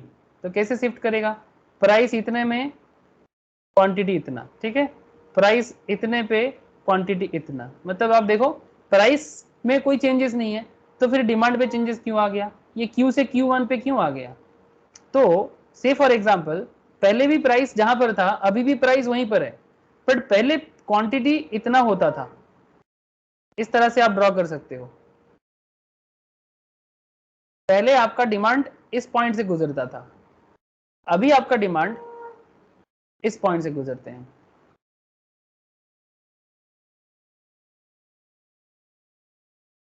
आप लोग बात को समझ पा रहे हो सर? हाँ सर, पहले आपका डिमांड यहां से गुजरता था, अभी यहां से गुजर रहा है। तो ये जो डिमांड पे क्या हो गया सर, डिमांड पे शिफ्टिंग आ गया, ये सब शिफ्ट कर रहा है, ठीक है, this is called shifting. Hello sir, बोलो, आप लोगों को पॉइंट समझ में आ रहा है ना। शिफ्टिंग भी बोल सकते हो या फिर इंक्रीज इन डिमांड भी बोल सकते हो, क्या बोल सकते हो, इंक्रीज इन डिमांड, ठीक है। तो पहले डिमांड यहाँ पर चल रहा था, अभी यहाँ पर चल रहा है, तो ये डी से इसको D1 नाम दे दो सर, सेकेंड वाले को, ठीक है। सिमिलरली आप यहाँ पर भी same to same concept draw कर सकते हो, सिमिलर कॉन्सेप्ट आप इधर भी ड्रॉ कर सकते हो, करो, यहाँ पर भी ड्रॉ करो। पहले जब प्राइस वहाँ था आपका Q1 था, अभी भी प्राइस वहीं पर है, बट आपका डिमांड में चेंजेस आ गया। पहले आपका डिमांड कर्व ऐसा होता था, पहले आपका डिमांड यहां से गुजरता था, अभी आपका डिमांड यहां से गुजरता है। ये पहले का है, जो ब्लू है वो पुराना है, दैट इज कॉल्ड DD, और जो ये हो गया आपका D1। इसका जो शिफ्टिंग है वो इस तरह का शिफ्टिंग है, मतलब इसका मूवमेंट इधर है, ठीक है सर, इसका मूवमेंट इधर है। तो ये जो दोनों केस में शिफ्ट किया डिमांड का, ये दोनों शिफ्टिंग के लिए मेन रीजन कौन है, प्राइस छोड़ के बाकी दूसरा चीज है, प्राइस छोड़ के बाकी कोई भी पॉइंट हो सकता है, रिलेटेड गुड्स का प्राइस भी हो सकता है, आपका इनकम भी हो सकता है, आपका टेस्ट भी हो सकता है, आपका future expectation about that particular product और सर्विस भी हो सकता है, कोई और फैक्टर भी हो सकता है, जिसमें क्या हो रहा है, डिमांड ही शिफ्ट कर जा रहा है, डिमांड ही शिफ्ट कर जा रहा है। यहाँ पर डिमांड क्या हुआ था, दिस इज कॉल्ड, अच्छा ये क्या हुआ बोलो तो, इसमें इसको बोलते हैं डिक्रीज और इसको बोलते हैं इंक्रीज, ठीक है, this is called decrease in demand,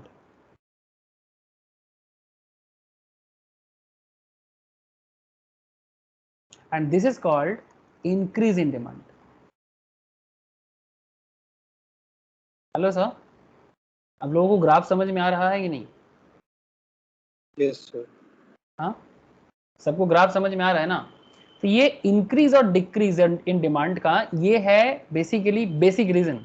अब इसमें आपके मन में सवाल चल रहा होगा, सर क्या क्या रीजन हो सकता है कि आप डिमांड को इंक्रीज भी कर रहे हो, आप डिमांड को डिक्रीज भी कर रहे हो, but price is not the factor here. यहाँ पर प्राइस कांस्टेंट है सर, ये देखो प्राइस कांस्टेंट है यहाँ पर, बट प्राइस छोड़ के बाकी चीजों को लेके आप काम कर रहे हो। यस, प्राइस छोड़ के बाकी चीज मेरे को मैनिपुलेट कर रहा है कि डिमांड इंक्रीज करेगा कि डिमांड डिक्रीज करेगा।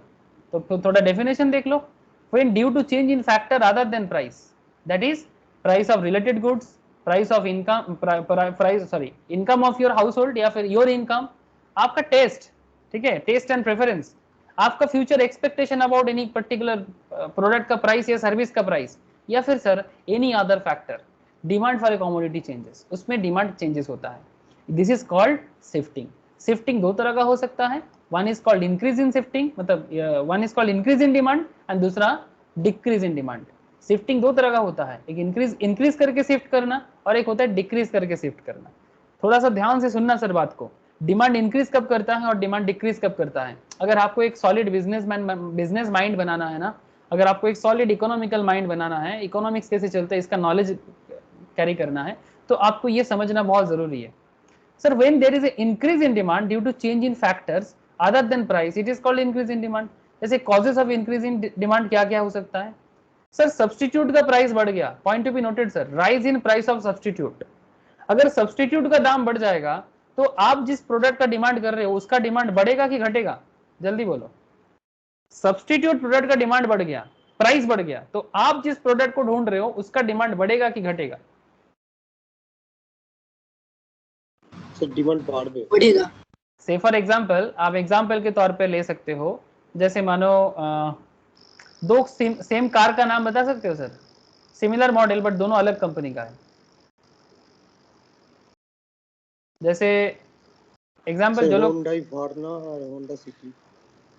हुंडई वर्ना और Honda city and Honda city. Okay, Honda City का क्या प्राइस है नॉर्मली, रेंज क्या है सर? 12 लाख अप्रोक्स। हाँ 12 लाख, अरे 12 लाख अप्रोक्स। ओके, ये भी वही 12 लाख अप्रोक्स, ठीक है। दोनों आसपास में ही घूमते हैं, बट अचानक आपको पता चला कि हुंडई वर्ना अपना प्राइस को 12 लाख से 11 लाख कर दिया। दोनों गाड़ी का फीचर सेम है, दोनों का जो कॉन्सेप्ट है सेम है, बस दोनों का ब्रांड अलग है, ठीक है। थोड़ा बहुत इधर उधर है, थोड़ा बहुत इधर उधर, किसी का गाड़ी का फिनिशिंग थोड़ा अच्छा है, किसी का माइलेज थोड़ा अच्छा है। से फॉर एग्जांपल इसका माइलेज अच्छा है बट इसका फिनिशिंग उतना अच्छा नहीं है, लुकिंग्स उतना अच्छा नहीं है compare to Honda City. But Honda City का माइलेज उतना अच्छा नहीं है बट लुकिंग्स बहुत अच्छा है। आई डोंट नो, मेरे को इतना गाड़ी का नॉलेज नहीं है, मैंने स्नेहस के एग्जाम्पल के तौर पे आपको समझा रहा हूँ। तो अगर ये 12 लाख से जगह होंडा सिटी, हुंडई वर्ना अगर 11 लाख में आ जाता है, तो क्या लगता है दोनों अगर सब्स्टिट्यूट प्रोडक्ट है, दोनों अगर सब्स्टिट्यूट प्रोडक्ट है तो किसका डिमांड बढ़ने का चांसेस ज्यादा है? क्या लगता है? Sir Hyundai. ऑब्वियसली वर्ना, क्योंकि 1 लाख के लिए कस्टमर सोचेगा सर, ऑब्वियसली 1 लाख के लिए कस्टमर जरूर सोचेगा। बट यहाँ पर point is not the only price, related goods का प्राइस। ओके, यहाँ पर पॉइंट इज रिलेटेड गुड्स का price.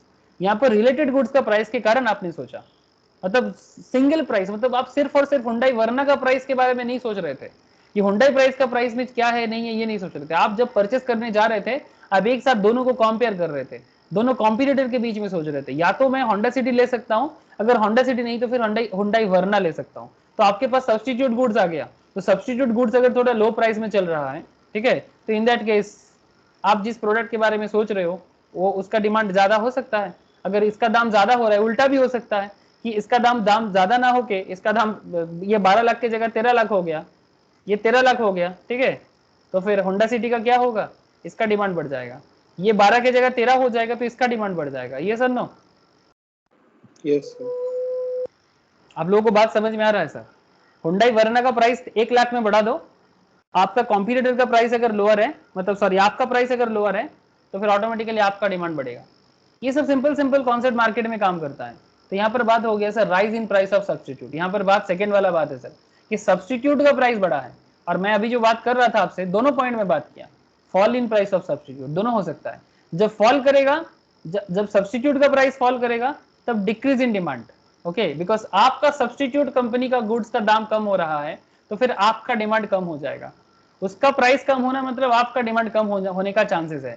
Similarly rise in price of substitute, आपकी सब्स्टिट्यूट कंपनी का गुड्स का प्राइस ज्यादा हो रहा है तो आपका डिमांड ज्यादा होने का चांसेस ज्यादा हो जाता है। यस और नो? हाँ सर, क्या आप लोगों को कनेक्शन हो रहा है? यस और no? Yes sir fall in price of a complementary goods like petrol bike, complementary goods like petrol bike, क्या लगता है पेट्रोल का प्राइस कम होगा तो बाइक का डिमांड बढ़ गए। पेट्रोल का प्राइस कम होगा तो बाइक का डिमांड बढ़ेगा, एग्जैक्टली बढ़ेगा सर। जैसे ये देखो सर, ये पेट्रोल प्राइस के ऊपर मैंने आप लोगों को शायद पहले भी कभी बताया था कि पेट्रोल प्राइस का जो कॉन्सेप्ट है कि इसका प्राइस बढ़ता कैसे है, ठीक है। ये देखो, नॉर्मली एक सिंपल बात है कि एक लीटर इंपोर्टिंग क्रूड ऑयल का प्राइस होता है सर 26.34 रुपीज, दिखाई दे रहा है ना आप लोगों को? 26 टका 34 पैसा। इसमें डोमेस्टिक फ्रेट लगा के, मतलब भाड़ा वगैरह जो चार्जेस लगा के 37 पैसा का 1 लीटर पे भाड़ा गिरता है। सेंट्रल गवर्नमेंट का सेस लगता है इसमें 32 टका का, मतलब सेंट्रल गवर्नमेंट एक टैक्स लगाते हैं जिसको एक्साइज ड्यूटी बोलते हैं, ठीक है, 32.98। फिर पेट्रोल पंप डीलर को उसमें वो प्रॉफिट चढ़ाते हैं, कमीशन, पेट्रोल पंप डीलर बेच के कमीशन लेते हैं 3.65 टका, ठीक है, जो पेट्रोल बेच के उनको मिलता है, 3.65 टका पर लीटर तेल पे। स्टेट गवर्नमेंट उस पर वैट लगाते हैं सर 30%। स्टेट गवर्नमेंट का वैट है 30%, जो 1 लीटर पेट्रोल पे 19 रुपीज के आसपास का प्राइस है, तब जाके 82 रुपीज 34 पैसा का प्राइस आता है। अब इस बार का जो पेट्रोल प्राइस में ज्यादा हुआ है ना, ये एक्चुअली रिसेंट जो रीजन है, हमारा जो पुराना सरकार था, जो ओल्ड गवर्नमेंट था इससे पहले, करंट गवर्नमेंट से पहले जो गवर्नमेंट था, उनका कुछ लोन का बॉन्ड था पेट्रोल डीजल के ऊपर। तेल बेचिंग सेल करने वाले कंट्रीज के पास कुछ ऑयल बॉन्ड वगैरह था, जिसको गिरवी रख के उन्होंने कुछ उधार लिया था, जिस उधार के बदले अभी जो उसका इंटरेस्ट है वो करंट गवर्नमेंट को देना पड़ रहा है, और देना ही पड़ेगा। अब देखो, बात गवर्नमेंट का नहीं है, कौन सा गवर्नमेंट कब था वो अलग बात। उस टाइम पे शायद कांग्रेस को जरूरत पड़ा था, कांग्रेस ने दिया था, लेकिन कांग्रेस चला गया तो अभी बीजेपी को देना पड़ेगा। अब ये टैक्स इंटरेस्ट का पैसा कहां से देंगे, कहां से देंगे? तेल का पैसा बढ़ा के देंगे, सरकार कहां से देंगे? सरकार का थोड़ी ना अर्निंग है। तो तेल का प्राइस इसीलिए 100, 102 जा रहा है, ठीक है, 107 जा रहा है। इसके पीछे सिंपल सी लॉजिक है, कोई भी गवर्नमेंट कभी भी कस्टमर को, मतलब इतना बड़ा जनता जनार्दन को प्रॉब्लम में डालने का कोशिश नॉर्मली नहीं करता है, ठीक है, नॉर्मली नहीं करता है।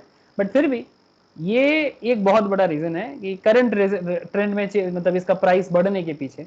बाकी आप जो भी जानते हो बता, सोच सकते हो, बट ये वन ऑफ द रीजंस है जो मुझे पता था, मैं आपको बोला। अब क्या कर सकते हैं सर, इसलिए दूसरा पॉइंट में भी शिफ्ट करते हैं। পেট্রোলের উপর তো জিএসটি অ্যাপ্লাই করলে আরো অনেক ডিক্রিজ হবে প্রাইসটা। यस, बट पेट्रोल के ऊपर जीएसटी अप्लाई स्टेट गवर्नमेंट नहीं चाहता है सर।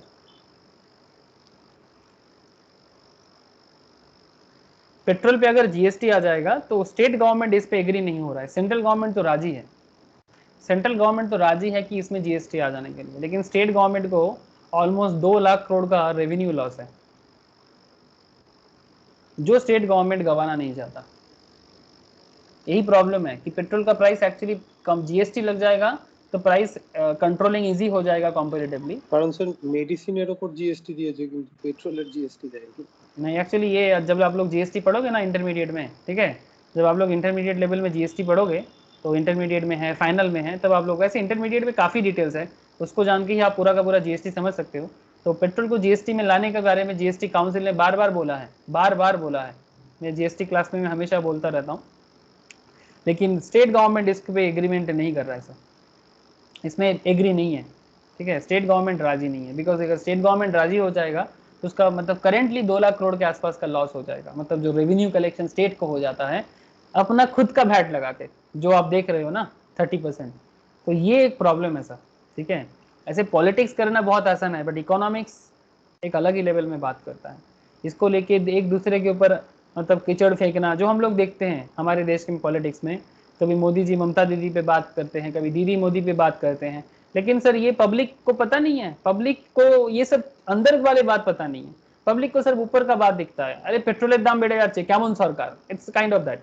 अरे भाई पेट्रोल का दाम क्यों बढ़ रहा है वो तो देखो, और क्या ये सिर्फ और सिर्फ सेंट्रल गवर्नमेंट के हाथ में है? सेंट्रल गवर्नमेंट के हाथ में भी है, स्टेट गवर्नमेंट के हाथ में भी है, लेकिन हम लोग सिर्फ एक तरफा विचार करते हैं। हाँ, ऐसा थोड़ी है। ओके, बहुत सारा रीजन है सर, आप लोग जितना समय जाएगा, जितना आप लोग पढ़ाई बढ़ाते जाओगे, आप लोगों को भी समझ में आता जाएगा कि सब चीज के पीछे रीजंस क्या है, सेंट्रल गवर्नमेंट कब फेलियर होते हैं, स्टेट गवर्नमेंट कब फेलियर होते हैं, आपको हर चीज के बारे में समझ मिलेगा। लेकिन उसके लिए आपको इकोनॉमिक्स को बहुत ही दिल से और दिमाग से समझना पड़ेगा। ओके, राइज इन इनकम, अगर आपका इनकम बढ़ेगा, अगर आपका इनकम बढ़ेगा तो क्या लगता है डिमांड बढ़ेगा कि नहीं पर्टिकुलर प्रोडक्ट का? सपोज आपका इनकम बढ़ गया, पहले आप मंथली 10,000 कमाते थे, अभी आप मंथली 20,000 कमाते हो, तो अगर पेट्रोल का प्राइस 100 से 102 भी हो जाए, कुछ फर्क पड़ेगा क्या आपको? सिंपल सी बात है ना सर। आपका इनकम ग्रो करने से पेट्रोल प्राइस 100 हो जाए, आपको उतना भी कुछ फर्क नहीं पड़ेगा। तो आपका इनकम ग्रो करने से प्रोडक्ट का डिमांड बढ़ता है sir. Taste and preference and favour of commodity, ये तो बहुत इंपॉर्टेंट पॉइंट है सर। टेस्ट एंड प्रेफरेंस मतलब ये rise in income is your Y, है ना sir, this is income of household. And T for taste and preference, भाई दाम कुछ भी हो जाए मुझे चाहिए, अब दाम से क्या लेना देना। हाँ सर, जब आपका दिल आ जाता है ना किसी प्रोडक्ट पे, तो आप थोड़ी ना दाम सोचते हो, बस लेना है, चाहे घर बार बेच के ले लेंगे, आईफोन चाहिए, आईफोन के पीछे लोग इतना पागल है कि कुछ भी करने के लिए रेडी है आजकल। हाँ, नॉट जस्ट आईफोन, बहुत सारी चीज़ें हैं, मुझे उतना पता नहीं है, बट लोग ऐसे करते हैं सर, टेस्ट के कारण बहुत कुछ करते हैं। घर में पैसा नहीं है बट महंगा, मतलब महंगा जो लीकर होता है सर, उसको खरीदने के लिए घर वाले बिक जाते हैं। घर में पैसा नहीं है फिर भी, क्योंकि मुझे पसंद है। अब टेस्ट के लिए लोग कुछ भी करते हैं। नशा करना खराब है, पर नशा में लोगों को टेस्ट है, प्रेफरेंस है। Like smoking, smoking is injurious to health, बड़ा बड़ा करके लिख के रखता है, फेफड़े में कैंसर का इमेज देके बेचता है, फिर भी बिकता है ना सर सिगरेट।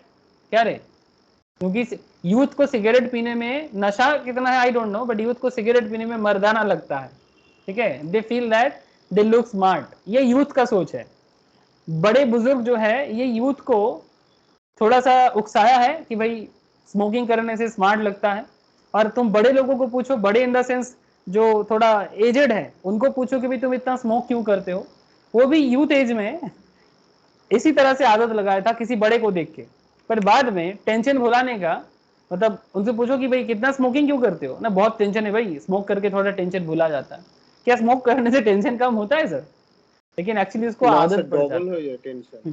वो ওটা एक्चुअली একটা उसको সেই হরমোনের চেঞ্জ হয় তারপরে আবার ডবল। एग्जैक्टली वो एक्चुअली आदत पड़ जाता है, और ये बहाना बन जाता है कि मैं टेंशन में स्मोक करता हूँ, है ना सर, मैं टेंशन में पीता हूँ। अरे भाई पीने का मन है पियो ना, टेंशन में पीते हो ये क्यों बोलते हो? सिगरेट पीना है, जो पीना है पियो, बट बोलो कि मैं पी रहा हूँ इसलिए पी रहा हूँ, लेकिन इसके लिए टेंशन को बीच में क्यों लाते हो? बहुत चाप है, बहुत चाप है करके। हाँ, बांग्ला में लोग ऐसे बोलते हैं, भाई अनेक चाप, अनेक चाप, और चाप चाप बोले एमन चाप दिए सिगरेट मौत खेয়ে उल्टे আছে, ऐसे देखते हैं हम लोग। हाँ, आप बात समझ रहे हो ना सर? तो टेस्ट प्रेफरेंस पे डिमांड ऐसा हो जाता है कि कुछ इधर उधर का समझ नहीं आता। Okay, future expectation about rise in price, अगर आपको लगता है स्टॉक मार्केट में तो इसका बहुत होता है। जैसे लास्ट दिन हम लोगों ने ये स्टॉक मार्केट का क्लास में एक डिस्कशन किया था कि ये दो डिस्कशन किया था फंडामेंटल एनालिसिस में। एक टाटा स्टील का शेयर था, उस टाइम पे ये मैं आपको बात कर रहा हूँ जिस टाइम पे इसका प्राइस चल रहा था 1380 के आसपास सर। ठीक है, 1380 चल रहा था सर। ये मैंने संडे को एनालिसिस किया था क्लास में हम लोग, ठीक है, और मंडे को ये शेयर 1452 इसका प्राइस आ गया था। मतलब एक दिन में ही इसका प्राइस डबल हो गया था। क्यों? बिकॉज मैंने इसके ऊपर कुछ फंडामेंटल एनालिसिस किया था, जो मैंने स्टूडेंट के साथ भी शेयर किया, और जिन लोगों ने इन्वेस्टमेंट किया, आई थिंक सभी ने इन्वेस्टमेंट किया था जो भी स्टॉक मार्केट करता है, तो वो लोग एक ही दिन में पर शेयर में 50 रुपीज के आसपास का प्रॉफिट किया। तो यहाँ पर डिमांड क्यों बढ़ा था टाटा स्टील का? बिकॉज मुझे पता था कि इसका इंटरनेशनल मार्केट डिमांड बढ़ा था, स्टील का इंटरनेशनल एक्सपोर्ट बढ़ा था, इंडियन डोमेस्टिक एक्सपोर्ट मतलब कंजम्पशन इंक्रीज हुआ था, इसके पीछे कुछ केस स्टडीज था, तो वो इसके कारण इसका डिमांड बढ़ा था। तो इसलिए मैंने इतना श्योर था। और एक शेयर के बारे में भी मैंने काफी श्योर था, दैट इज एयरटेल का शेयर। मार्केट में वोडाफोन आइडिया का मार्केट उतना अच्छा नहीं था, ये भी मैं 5 डेज पुराना बात कर रहा हूँ सर, 2-3 दिन पुराना बात। 600 में चल रहा था, मुझे पता था कि ये 3-4 दिन में 60-63 जाएगा, तो ये भी मैंने क्लास में बोला था कि भाई एयरटेल का शेयर प्राइस इंप्रूव करेगा। और ये भी आप यहाँ पर देख सकते हो सर, 60 रुपीज में लास्ट 3 दिन में स्टॉक में डेवलपमेंट हुआ है। बिकॉज इसका जो मोस्ट इंपॉर्टेंट कॉम्पिटिटर है दैट इज वोडाफोन आइडिया, उसका फाइनेंशियल कुछ प्रॉब्लम काफी ज्यादा बढ़ गया है। तो अभी मार्केट में डुओपॉली बन रहा है सर। क्या बन रहा है? डुओपॉली। मतलब अभी ऐसा फीलिंग आ रहा है, मतलब टेलीकम्युनिकेशन मार्केट में जैसा लग रहा है कि वोडाफोन आइडिया आउट हो जाएगा। मतलब अभी श्योर नहीं है, मतलब ऐसा लग रहा है कि टेलीकॉम में, नेटवर्क में सिर्फ 2 ही कंपनी बचेगा, एक जियो, दूसरा एयरटेल। तो अगर किसी बिजनेस में 2 ही कंपनी बचता है, इकोनॉमिकल पॉइंट ऑफ व्यू से उसको डुओपॉली बोलता है सर। क्या बोलता है? डुओपॉली। सर ये चर्चा कब करेंगे? सर मार्केट का चर्चा है, एक चैप्टर आता है सर थ्योरी ऑफ मार्केट बोल के, तब इसका जबरदस्त चर्चा करेंगे। तो चाहे स्टॉक मार्केट हो या कुछ भी, इकोनॉमिक्स हर चीज में दिमाग खराब करने के लिए रेडी है सर। आप समझने का कोशिश करोगे तो उमदा, ना करोगे तो और अच्छा। ठीक है, चलो सर। तो आई होप सर आप लोगों को समझ में आया कि सेफ्टिंग कैसे होता है। क्या रे, पॉपुलेशन इंक्रीज करेगा किसी एरिया में तो डिमांड तो बढ़ेगा। ऐसे इंडिया वर्ल्ड का मार्केट क्यों बन गया? हाँ सर, इंडिया में ऐसा क्या है कि ये वर्ल्ड मार्केट बन गया? हर चीज बिकता है यहाँ पर। क्या है इंडिया में ऐसा? इंडिया में क्या है कि यहाँ पर पूरा दुनिया इसको अपना मार्केट बना के रखा है? क्या चीज अट्रैक्ट करता है इंडिया को? इसका पॉपुलेशन। इंडिया का सबसे खास, हाँ यस, इंडिया का सबसे खास चीज जो दुनिया को अट्रैक्ट करता है वो इंडिया का पॉपुलेशन। ठीक है, इतना आबादी है, जो बना वो बिक जाए। चाइना तो आधे से ज्यादा रीच बन गया इंडिया को बेच बेच के, इंडिया को बेच बेच के वो रीच हो गया। अब क्या बताऊं आपको। चलो सर, आप लोग सभी चीज जानते हो, समझते भी हो, बस हमें आपको कनेक्ट करना है, ठीक है सर। ट्रेड जिस जिस कारण से इंक्रीज करता है, मतलब शिफ्टिंग करता है, इंक्रीज इन डिमांड जो जो कारण में होता है, डिक्रीज इन डिमांड भी एग्जैक्टली वही कारण में होता है, बस ऑपोजिट। जैसे सब्स्टिट्यूट का प्राइस फॉल करना, rise in price of complement. Complement में जैसे आप लोगों को पता है ना, कॉम्प्लीमेंट में जैसे चाय और चीनी, पेट्रोल बाइक, है ना, पेट्रोल बाइक, अगर पेट्रोल का प्राइस बढ़ जाएगा तो बाइक का डिमांड क्या होगा रे, बाइक या कार जो भी सोचो, क्या होगा, अरे बोलो सा। अगर पेट्रोल का प्राइस बढ़ जाएगा तो कार का डिमांड में क्या होगा, इंक्रीज और डिक्रीज। हेलो सर, कार का डिमांड डिक्रीज, डिक्रीज बोला ना अर्पिता। यस सर, अगर पेट्रोल का प्राइस बढ़ जाएगा तो कार का डिमांड में डिक्रीज होगा, क्योंकि ये कॉम्प्लीमेंट्री है। कॉम्प्लीमेंट्री में क्या होता है, कॉम्प्लीमेंट्री, ये सब मैंने पहले भी पढ़ा, बोला सर, एकदम क्लास, मतलब डिमांड के स्टार्टिंग में ये सब बात हो चुका है कि जैसे मानो कि पेट्रोल, पेट्रोल के बिना क्या कार चल सकता है सर, कार गाना गाता होगा कि तुमरे बिन हमरा कौन हो नहीं, हाँ सर, कार जो है ये गाना गाता होगा, तुमरी बिन हमरा कौन हो नहीं। बिना पेट्रोल का कार का क्या करोगे सर, कुछ कर सकते हो, बिना पेट्रोल का कार का कुछ नहीं कर सकते, शोकेस बना सकते और कुछ नहीं।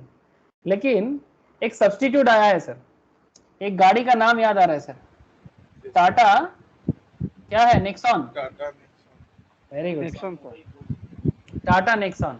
ये क्या गाड़ी है टाटा नेक्सॉन, ये टाटा नेक्सॉन इलेक्ट्रिक कार है ना सर। यस सर, क्योंकि पेट्रोल का ये जो चल रहा है मार्केट में, ये लोगों के मन में एक क्रिएट किया है कि सर बैटरी कार लेते हैं, ठीक है, 5555 EMI पे हो सकता है, 7.28 लाख इसका प्राइस बोल रहा है सर, मतलब स्टार्टिंग प्राइस नेक्सॉन का, जो जो वर्जन से स्टार्टिंग है 7 लाख, 5,555 EMI में मिल सकता है। ऐसे मैंने सुना है सर, आई डोंट नो, मैंने डिटेल्स नहीं जाना, बट मैंने सुना है कि नेक्सॉन जो है इलेक्ट्रिक कार जो है, इलेक्ट्रिक व्हीकल जो है इसका, ई व्हीकल 200 अगर एक बार चार्जिंग फुल हो जाए तो उसके लिए पैसा लगता है मैक्सिमम 200 यूनिट का खर्चा होता है, मतलब 200 रुपीज का, जिसमें गाड़ी 200 किलोमीटर तक जा सकता है, मतलब पर किलोमीटर का 1 रुपीज पर यही देख। लेकिन सर चार्ज करने में स्लो प्रोसेस में 10 घंटा, फास्ट प्रोसेस में 2 घंटा, मैंने जितना सुना। देखो सर ऑब्वियसली चार्ज करने में तो टाइम लगता है, बट ये इसका मार्केट में बूम हुआ है सर ड्यू टू पेट्रोल का प्रॉब्लम के कारण। तो ये क्या हो जाएगा, सब्स्टिट्यूट है ना sir, this is a substitute, this is a substitute sir. तो ये भी एक पॉइंट है, ठीक है। तो fall in price of substitute, ये सब चीज डिमांड को इंक्रीज डिक्रीज करता रहता है। फॉल इन इनकम, अगर आपका इनकम कम हो जाएगा, अगर आपका इनकम कम हो जाएगा तो ऑटोमेटिकली आपका प्रोडक्ट का डिमांड भी कम हो जाएगा। टेस्ट एंड प्रेफरेंस अगर कमोडिटी के अगेंस्ट में जाता है ना, तो फिर उसका डिमांड कम हो जाएगा। जैसे अगर नेक्सॉन का डिमांड बढ़ेगा तो ऑब्वियसली पेट्रोल का कार का डिमांड कम होगा कुछ पर्टिकुलर सेगमेंट में। आप लोग मेरा बात को समझना, जो लोग नेक्सॉन लेने का सोच रहा है, अगर नेक्सॉन ना होता तो उसको पेट्रोल कार ही लेना पड़ता, क्या रे, point to be noted sir. जो लोग नेक्सॉन लेने का सोच रहा है उसको नेक्सॉन शायद नहीं लेने के लिए नहीं सोचना पड़ता, अगर पेट्रोल कार का सब कुछ सही चलता, पेट्रोल का प्राइस में कुछ इंप्रूवमेंट मतलब इस तरह का नहीं होता, तो वो नेक्सॉन के बारे में नहीं सोचता। बट ये पेट्रोल का प्राइस इंक्रीज करना, ठीक है, और इलेक्ट्रिक मतलब व्हीकल का दाम का मतलब कंजम्पशन कॉस्ट कम होना, लोगों को क्या कर रहा है, मजबूर कर रहा है सोचने में कि भाई मतलब इलेक्ट्रिक कार के बारे में सोचो, ठीक है। तो ये भी है taste and preference against the commodity. क्या आप लोगों को मेरा ये पॉइंट समझ में आया सर? किसी कमोडिटी के अगेंस्ट में जाने का बहुत रीजन हो सकता है, जिसमें मैंने एक इलेक्ट्रिक व्हीकल में जाने के पीछे पेट्रोल का दाम बढ़ना एक वन ऑफ द रीजन है। ये सर नो, अरे हाँ ना, कुछ तो बोलो। Yes sir. जैसे कल अगर आपको पता चला कि मैगी या ये सब चीज़ों में, नूडल्स वगैरह में ये सब लो क्वालिटी प्रोडक्ट से बन रहा है, तो क्या करोगे? मैगी खाना बंद करोगे कि नहीं? अवॉइड करोगे, सिंपल सी बात है। ऐसे मैं भी अभी भी बोलूँगा सर मत खाया करो because seriously not good for your health. Okay sir, आप खाते हो? हाँ सर, कभी कभी खा लेता हूँ, कभी कभी महीने में 1 आध बार हो जाता है, जब कुछ खाने को नहीं मिलता, घर पे खाना नहीं बनता, किसी कारण से दोनों का तबीयत खराब है, मेरा और मैम का, तब ये सब नूडल्स वगैरह चलता रहता है। अच्छा, future expectation about fall in price, ये भी एक रीजन है। अगर फ्यूचर में लगता है कि प्राइस फॉल करेगा तो क्या करोगे? आज उसका डिमांड कम हो जाता है। फ्यूचर में लगता है प्राइस फॉल करेगा तो डिमांड उसका कम हो जाता है, ये भी एक रीजन है।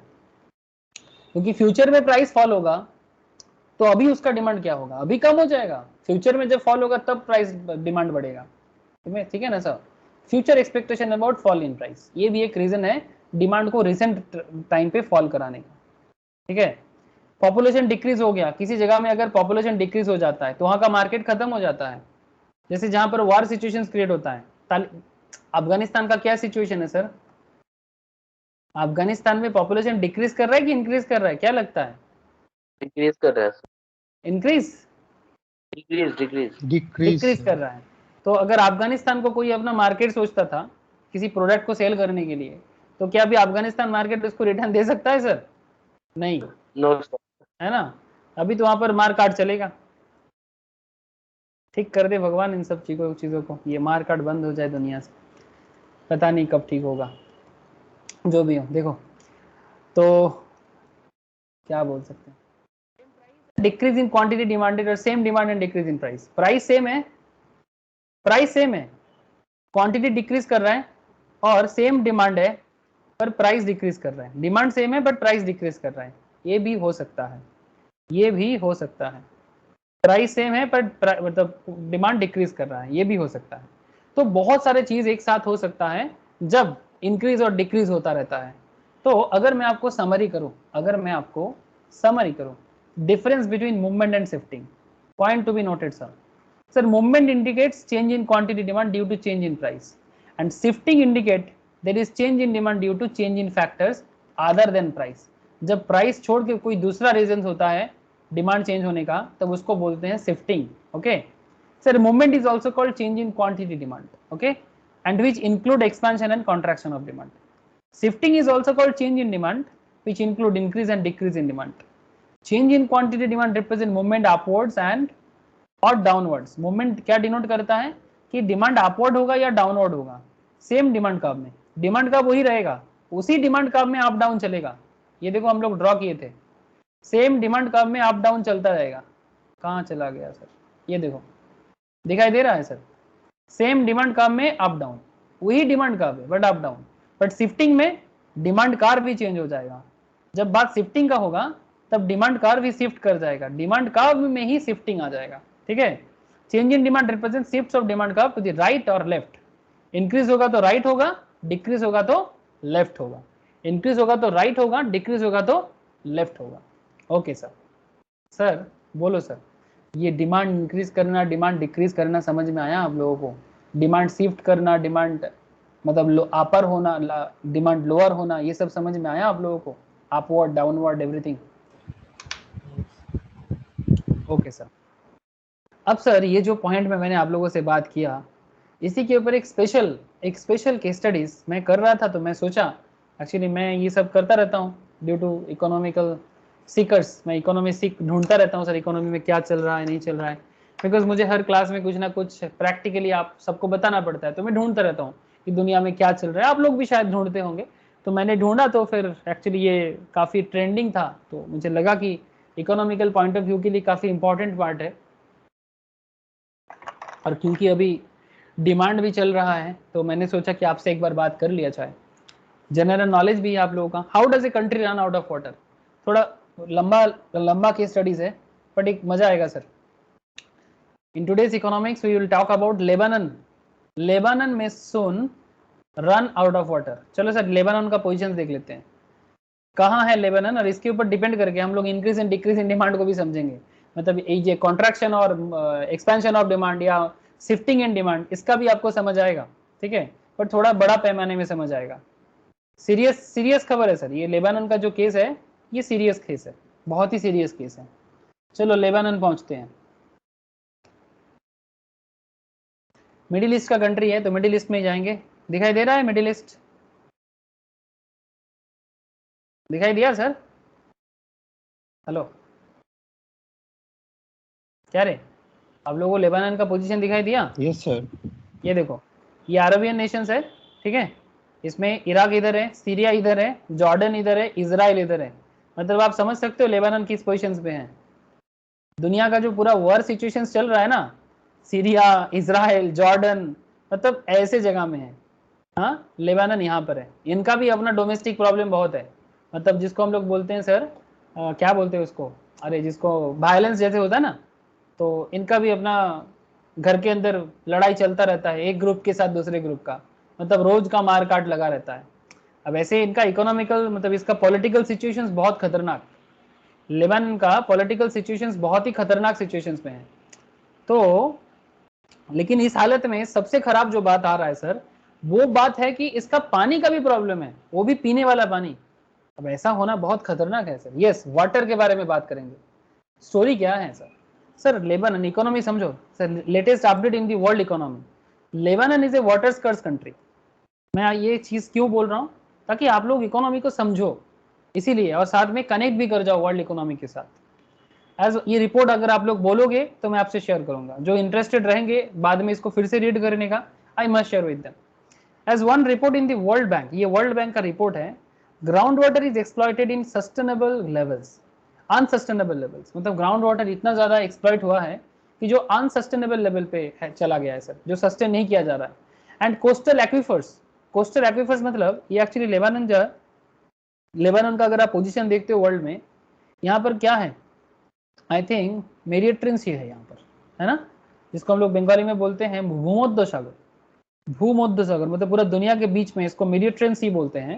ये मेडिटेरेनियन सी में, ये इस सी के पास ही लेबानन है, तो इसका ये जो सी है, इस सी के बगल में इसका ना पोजीशन है, तो कुछ नेचुरल सी एक्विफर्स है, जिस एक्विफर के थ्रू से इनको पीने वाला पानी मिल जाता है। ऐसे थोड़ा वाटर स्कार्स है ये कंट्री, थोड़ा सूखा रीजियंस में ही है, ठीक है। और ये पूरा समुद्र का जो पानी है ये खारा पानी है, समुद्र का पानी थोड़ी ना पीने लायक है, बट कुछ एक्विफर्स है नेचुरल लेवल में जो काम आता है, जिसके ऊपर डिपेंड करके ये लोग अपना पीने वाला पानी निकाल लेते हैं। बट प्रॉब्लम क्या हो गया सर? सर प्रॉब्लम ये हो गया, ऐसे इंफ्रास्ट्रक्चर गजब का दिख जाएगा आपको, बट काफी हालत खराब है सर। इन्फ्लेशन रेट जानते हो, 88% का इन्फ्लेशन चल रहा है, 88% का, मतलब जो चीज आज 100 रुपीज में है, कल वही चीज 188 का बन रहा है, जो बाहर से देखने से शायद आपको समझ में नहीं आएगा। आज जो 100 रुपीज का है, नेक्स्ट ईयर वो 180 का, 88 का हो जाएगा। खतरनाक सिचुएशन। ऐसे सिचुएशंस रिसेंट ट्रेंड में जिम्बाब्वे का हुआ है, वेनेजुएला का हुआ है, और वैसा ही पैरामीटर में हम लोग देख रहे हैं। इन्फ्लेशन समझते हो सर, महंगाई, ओके, वैसा ही सिचुएशन हमें इसका भी दिख रहा है। अब इसका ये वाटर रिसोर्स को, वाटर स्कार्स को, स्कार्सिटी आप लोग जानते हो, इकोनॉमिक्स का पहला पॉइंट ही है स्कार्सिटी, है ना sir. There is simply not a lot of water going around, simple बात है। Ground water is exploited at sustainable level, unsustainable level, and coastal aquifer suffer from sea water. Coastal aquifer sea water से suffer कर रहा है, because सी का पानी घुस रहा है, समुद्र का पानी घुस रहा है। There is simply not a lot of water going around, and infrastructure supporting the treatment, इस पर्टिकुलर पॉइंट को ठीक करने के लिए जो इंफ्रास्ट्रक्चर गवर्नमेंट लेवल में है वो काफी आउटडेटेड है सर, काफी आउटडेटेड है। 50 to 80% of the water is wasted. इसका 50 से 80% वाटर वेस्टेड हो जाता है due to leakage. And portable water is considered a luxury. Sir obviously portable water जो हमारे कोलकाता में भी चलता है, हाँ सर, घर घर में 20 लीटर वाला पानी, सर ये वार्निंग बेल है हमारे लिए भी। ऐसे इंडिया और वेस्ट बंगाल स्पेशली पानी के लिए इनका कोई प्रॉब्लम होना नहीं चाहिए। फिर हम लोग भी सर हमारा पीने वाला पानी को खत्म कर रहे हैं, और पोर्टेबल वाटर में हम लोग बहुत ज्यादा डिपेंडेंट बन रहा है। क्या मैं गलत बोल रहा हूँ सर? क्या बहुत ज्यादा डिपेंड नहीं हो रहा है सर पोर्टेबल वाटर में? 20 लीटर का पानी, ये पानी का पैकेज पानी वाटर, आपको नहीं लगता आजकल पीने के लिए, specially cities people like Kolkata, Delhi, even गांव का लोग भी शहर के लोगों को देख देख के वही बॉटल वाला पानी ले रहा है। पागल है गांव का लोग, पूरा का पूरा पागल है, कुछ समझ दिमाग में है ही नहीं, उनको लगता है स्टेटस बढ़ रहा है सर आप लोग समझ रहे हो पॉइंट? गांव में लोग आजकल ट्यूबवेल का पानी छोड़ के, वेल का पानी छोड़ के वो बॉटल वाला पानी ले रहा है। मतलब उनको लग रहा है कि स्टेटस बढ़ रहा है, किनले, बिस्लरी। अरे ये स्टेटस नहीं है ये अनसस्टेनेबिलिटी का एक एग्जाम्पल है कि मतलब हम लोग अपने नेचर को खत्म करना चाहते हैं। आप लोगों को बात समझ में आ रहा है सर? अरे भाई पीने का पानी भी अगर खरीद के पीना पड़ेगा तो ये खतरा नहीं है सोसाइटी के लिए? हेलो, क्या आप लोगों को बात समझ में नहीं आ रहा है सर? स्कार्सिटी इकोनॉमिक्स का जन्म देता है और यहाँ पर स्कार्सिटी बढ़ रहा है। हाँ बोलो सर, बोलो सर। आ रहा सर। हाँ बोलो सर आ रहा समझ में। आ रहा है, ओके।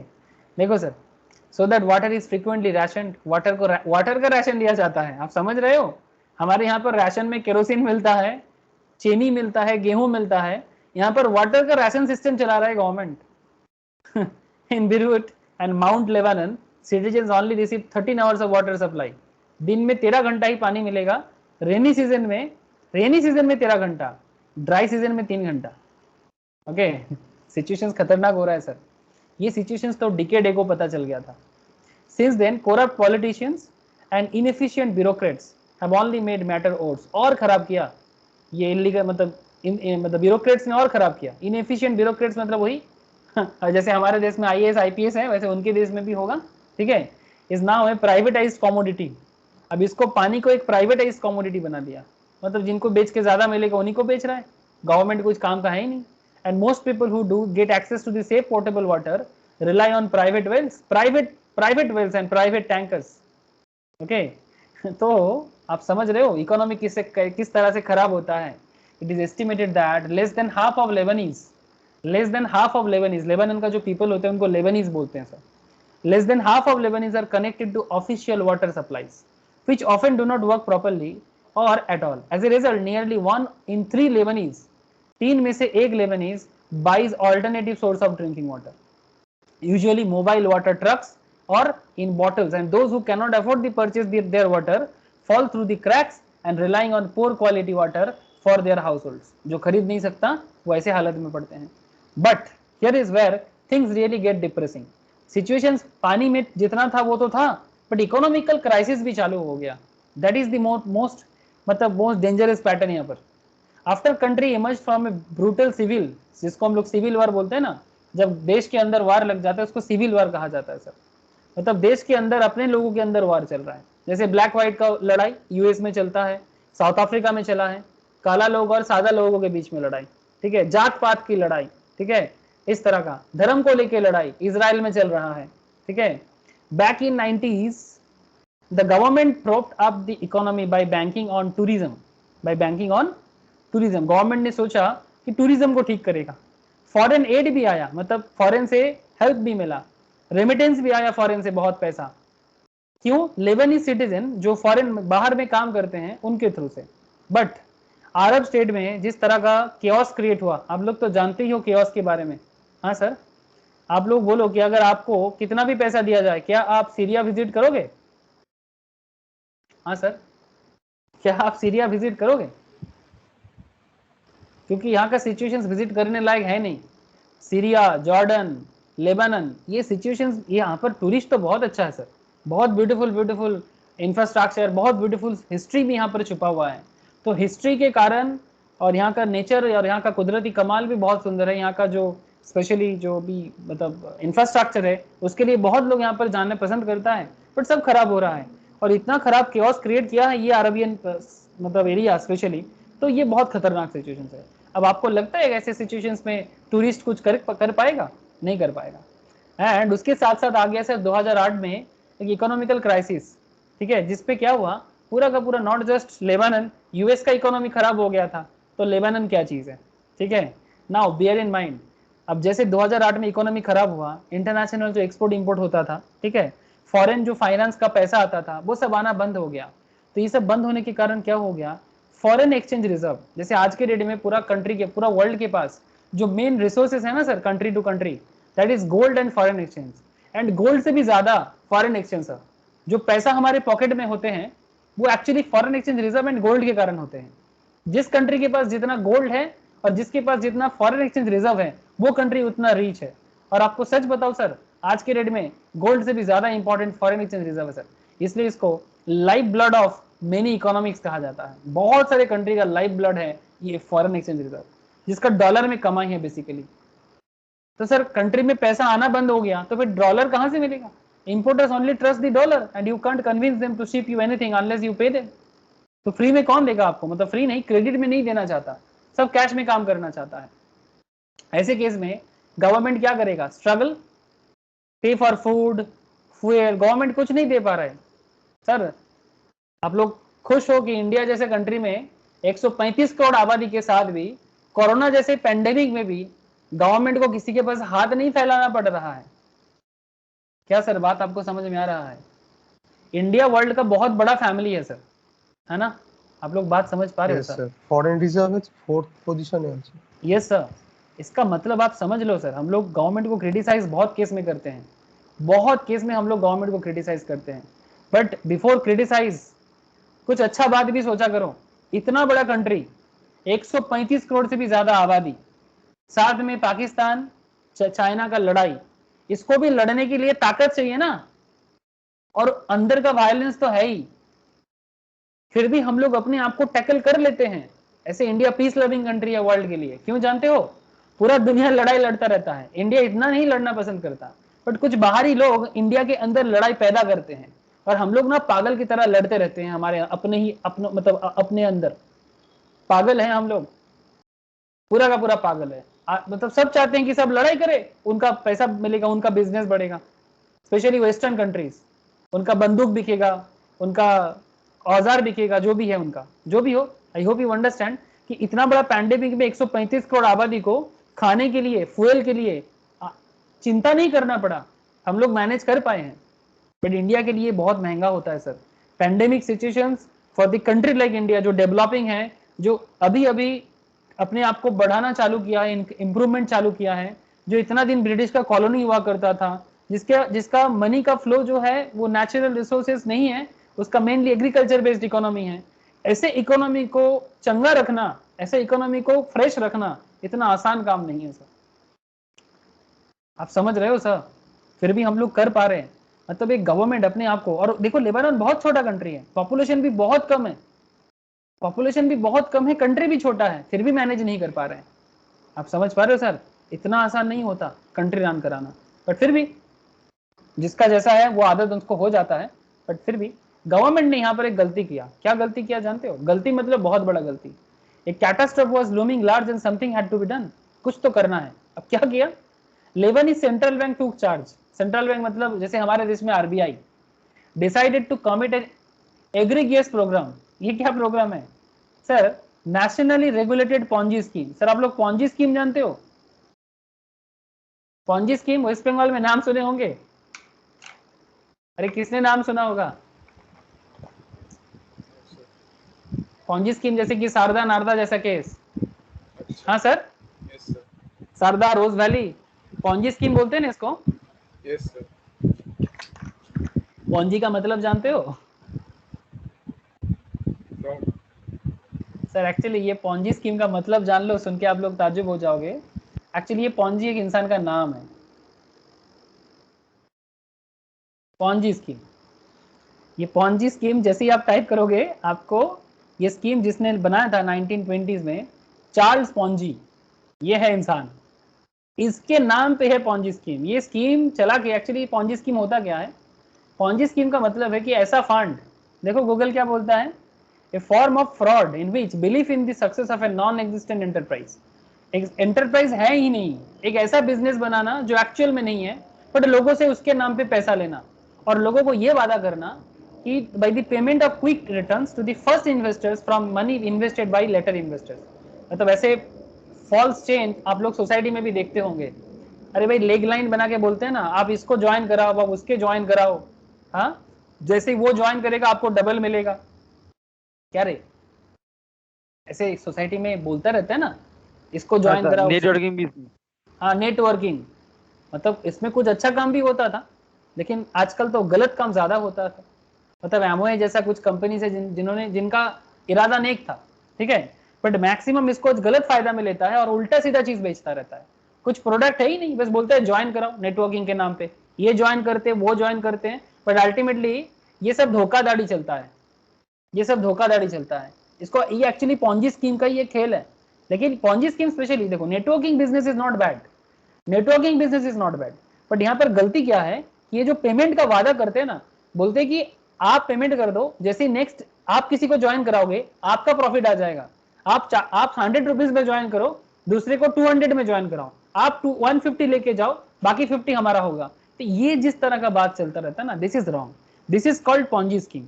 ठीक है, जैसे शारदा में जैसे हुआ कि ये पैसा डालता है फिर पहले वाला इन्वेस्टर को पेमेंट मिल जाएगा, इस तरह का। ठीक है, शारदा रोज वैली जैसा स्कीम, इसमें काफी सारा लोग फंस चुका है। स्टेट गवर्नमेंट को पता था सर, फिर भी कुछ नहीं किया, पब्लिक नहीं समझ रहा है। जो भी हो, यहाँ पर भी खेल कुछ वैसा।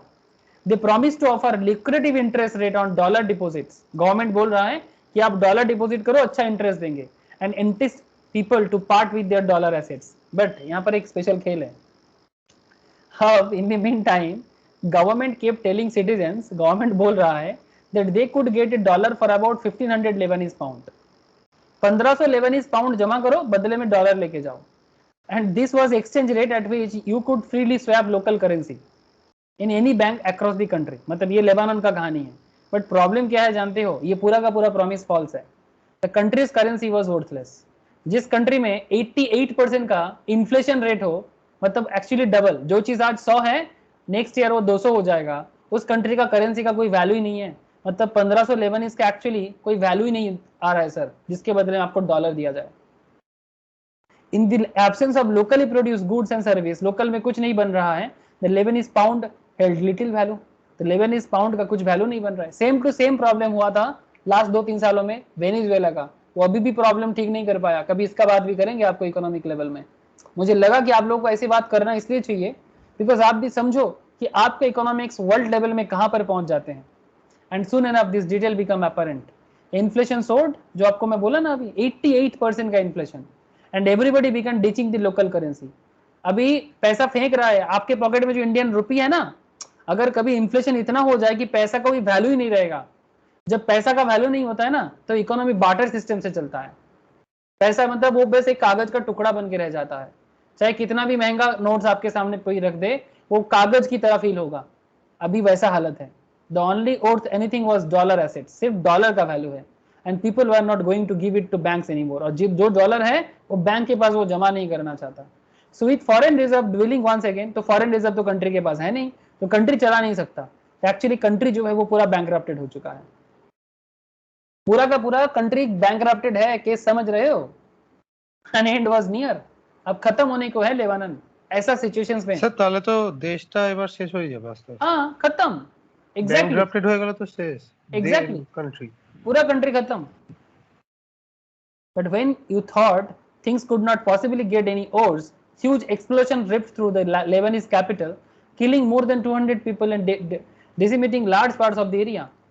This was from 2020 and I am sure you remember that horrific video। अच्छा ये सब आया था, ठीक है, चलो ये जरूरी नहीं है आपके लिए, ठीक है। तो ये सब तो चल रहा है। जब देखो गरीबी जब इतना हालत में बढ़ जाता है ना, अब मार काट तो चलता रहता है। तो लेबनीज स्टेट इज बैटर्ड, मतलब पूरा पूरा पीस चुका है, पूरा खत्म। And it has no money, they can't even power the pumps to remove water from its sources. मतलब पानी निकालने के लिए पंप भी काम नहीं कर रहा है। They don't have funds to pay the maintenance for workers to buy chlorine to treat the water. Water को ट्रीट करने के क्लोरीन मिलाया जाता है ना पानी में, हाँ सर जानते हो ना, वो क्लोरीन खरीदने का भी पैसा नहीं है। They have nothing left if somebody does not bail out the country. जब तक यूनाइटेड नेशंस या फिर कोई बड़ा कंट्री का हेल्प नहीं मिल जाता, वर्ल्ड बैंक या फिर इस तरह का, लेकिन वो लोग तभी हेल्प कर पाएगा सर जब तक कंट्री पीस लाविंग होगा। मारकाट दंगा करेगा तो कोई आके इन्वेस्ट नहीं करना चाहेगा, मारकाट दंगा में कोई नहीं रहना चाहता, ठीक है। कंट्री को सबसे पहले अपने अंदर एडजस्ट होना पड़ेगा। मतलब अगर गवर्नमेंट ही अपने पब्लिक के साथ ऐसा कर रहा है, मतलब आप सोचो कि क्या करप्ट है वहां पर। और करप्शन कभी डेवलपमेंट तो छोड़ो, कुछ नहीं ला सकता। करप्शन बहुत बड़ा एक घिनौना चीज है सर। जब अपना ही पीपल ही खुद को लूटता है। अगर इंडियंस को लूटता है ना, चाहे वो पॉलिटिशियंस के रूप में हो, चाहे वो बिजनेसमैन के रूप में हो, किसी भी रूप में हो, बहुत खतरनाक है। It's game over for Lebanon sir currently. The public water distribution system will break down. एक सिंपल सर किस चीज का डिमांड क्रिएट हुआ है? पानी का डिमांड। इतना डिमांड क्रिएट हुआ है कि डिमांड फुलफिल करने लायक इकोनॉमी में कुछ बचा नहीं है। Can you imagine sir? एक सिंपल सा डिमांड समझाने के लिए मैंने आपको लेबानन का इकोनॉमी बता दिया। आई डोंट नो कि आप लोगों को कितना समझ आया, बट अगर थोड़ा सा भी समझ आया होगा, इकोनॉमिक्स में आप अपने आप को बहुत बेहतर बना सकते हो। और ऐसा केस स्टडीज में आप लोगों से और शेयर करूंगा अगर आप लोग इंटरेस्टेड रहेंगे। अगर इंटरेस्ट ना भी रहते हो, मैं क्लास में ऐसा कभी कभी बीच बीच में केस स्टडीज करता रहूंगा। And nearly 7 million people have scamper of water. Water scam है ये। क्या है ये? Water scam. What A tragic set of event sir, है ना? बहुत बड़ी दुख की बात है। समझ में आया सर? हाँ, expansion in demand, contraction in demand, increase in demand, decrease in demand. हाँ, यहाँ पर डिमांड इंक्रीज तो हुआ बट कुछ अदर फैक्टर हो गया सर। रिलेटेड गुड्स नहीं, इनकम नहीं, टेस्ट नहीं, फ्यूचर एक्सपेक्टेशन नहीं, अदर फैक्टर में आ गया सर। क्या है अदर फैक्टर? करप्शन और कुछ नेचुरल फैक्टर। नेचुरल फैक्टर थोड़ा था, ठीक किया जा सकता था, बट करप्शन के कारण तो पूरा का पूरा बात ही खत्म है। अगर आप लोग डिमांड को समझ पा रहे हो सर, कॉन्ट्रैक्शन एंड एक्सपेंशन को समझ पा रहे हो, इंक्रीज डिक्रीज मतलब शिफ्टिंग ऑफ डिमांड भी समझ पा रहे हो, नेक्स्ट क्लास में चर्चा बढ़ाएंगे सर इलास्टिसिटी पे। बोलो सर, क्या फील कर रहे हो? क्या फीलिंग आ रहा है? हाँ, थोड़ा ट्रैजिक डिमांड का स्टडी हो गया, बट क्या समझ में आया? Yes sir. ओके सर, कोई सवाल है तो करो, अदरवाइज नेक्स्ट क्लास में चर्चा रखेंगे इलास्टिसिटी पे। घर पे पढ़ते रहो सर, जो क्लास में होता जा रहा है उसको घर में। স্যার ভিজিট করার ইচ্ছা যাচ্ছে कहाँ? লেবানন। लेबानन जाना है तेरे को? जा जा। ओके ठीक है सर, कोई सवाल है तो करो। आयुष थोड़ा वेट कर जाना। हाँ ओके, बाकी लोग कोई सवाल है तो करो, अदरवाइज आज इतना ही है। Okay sir, tata, bye sir. Bye.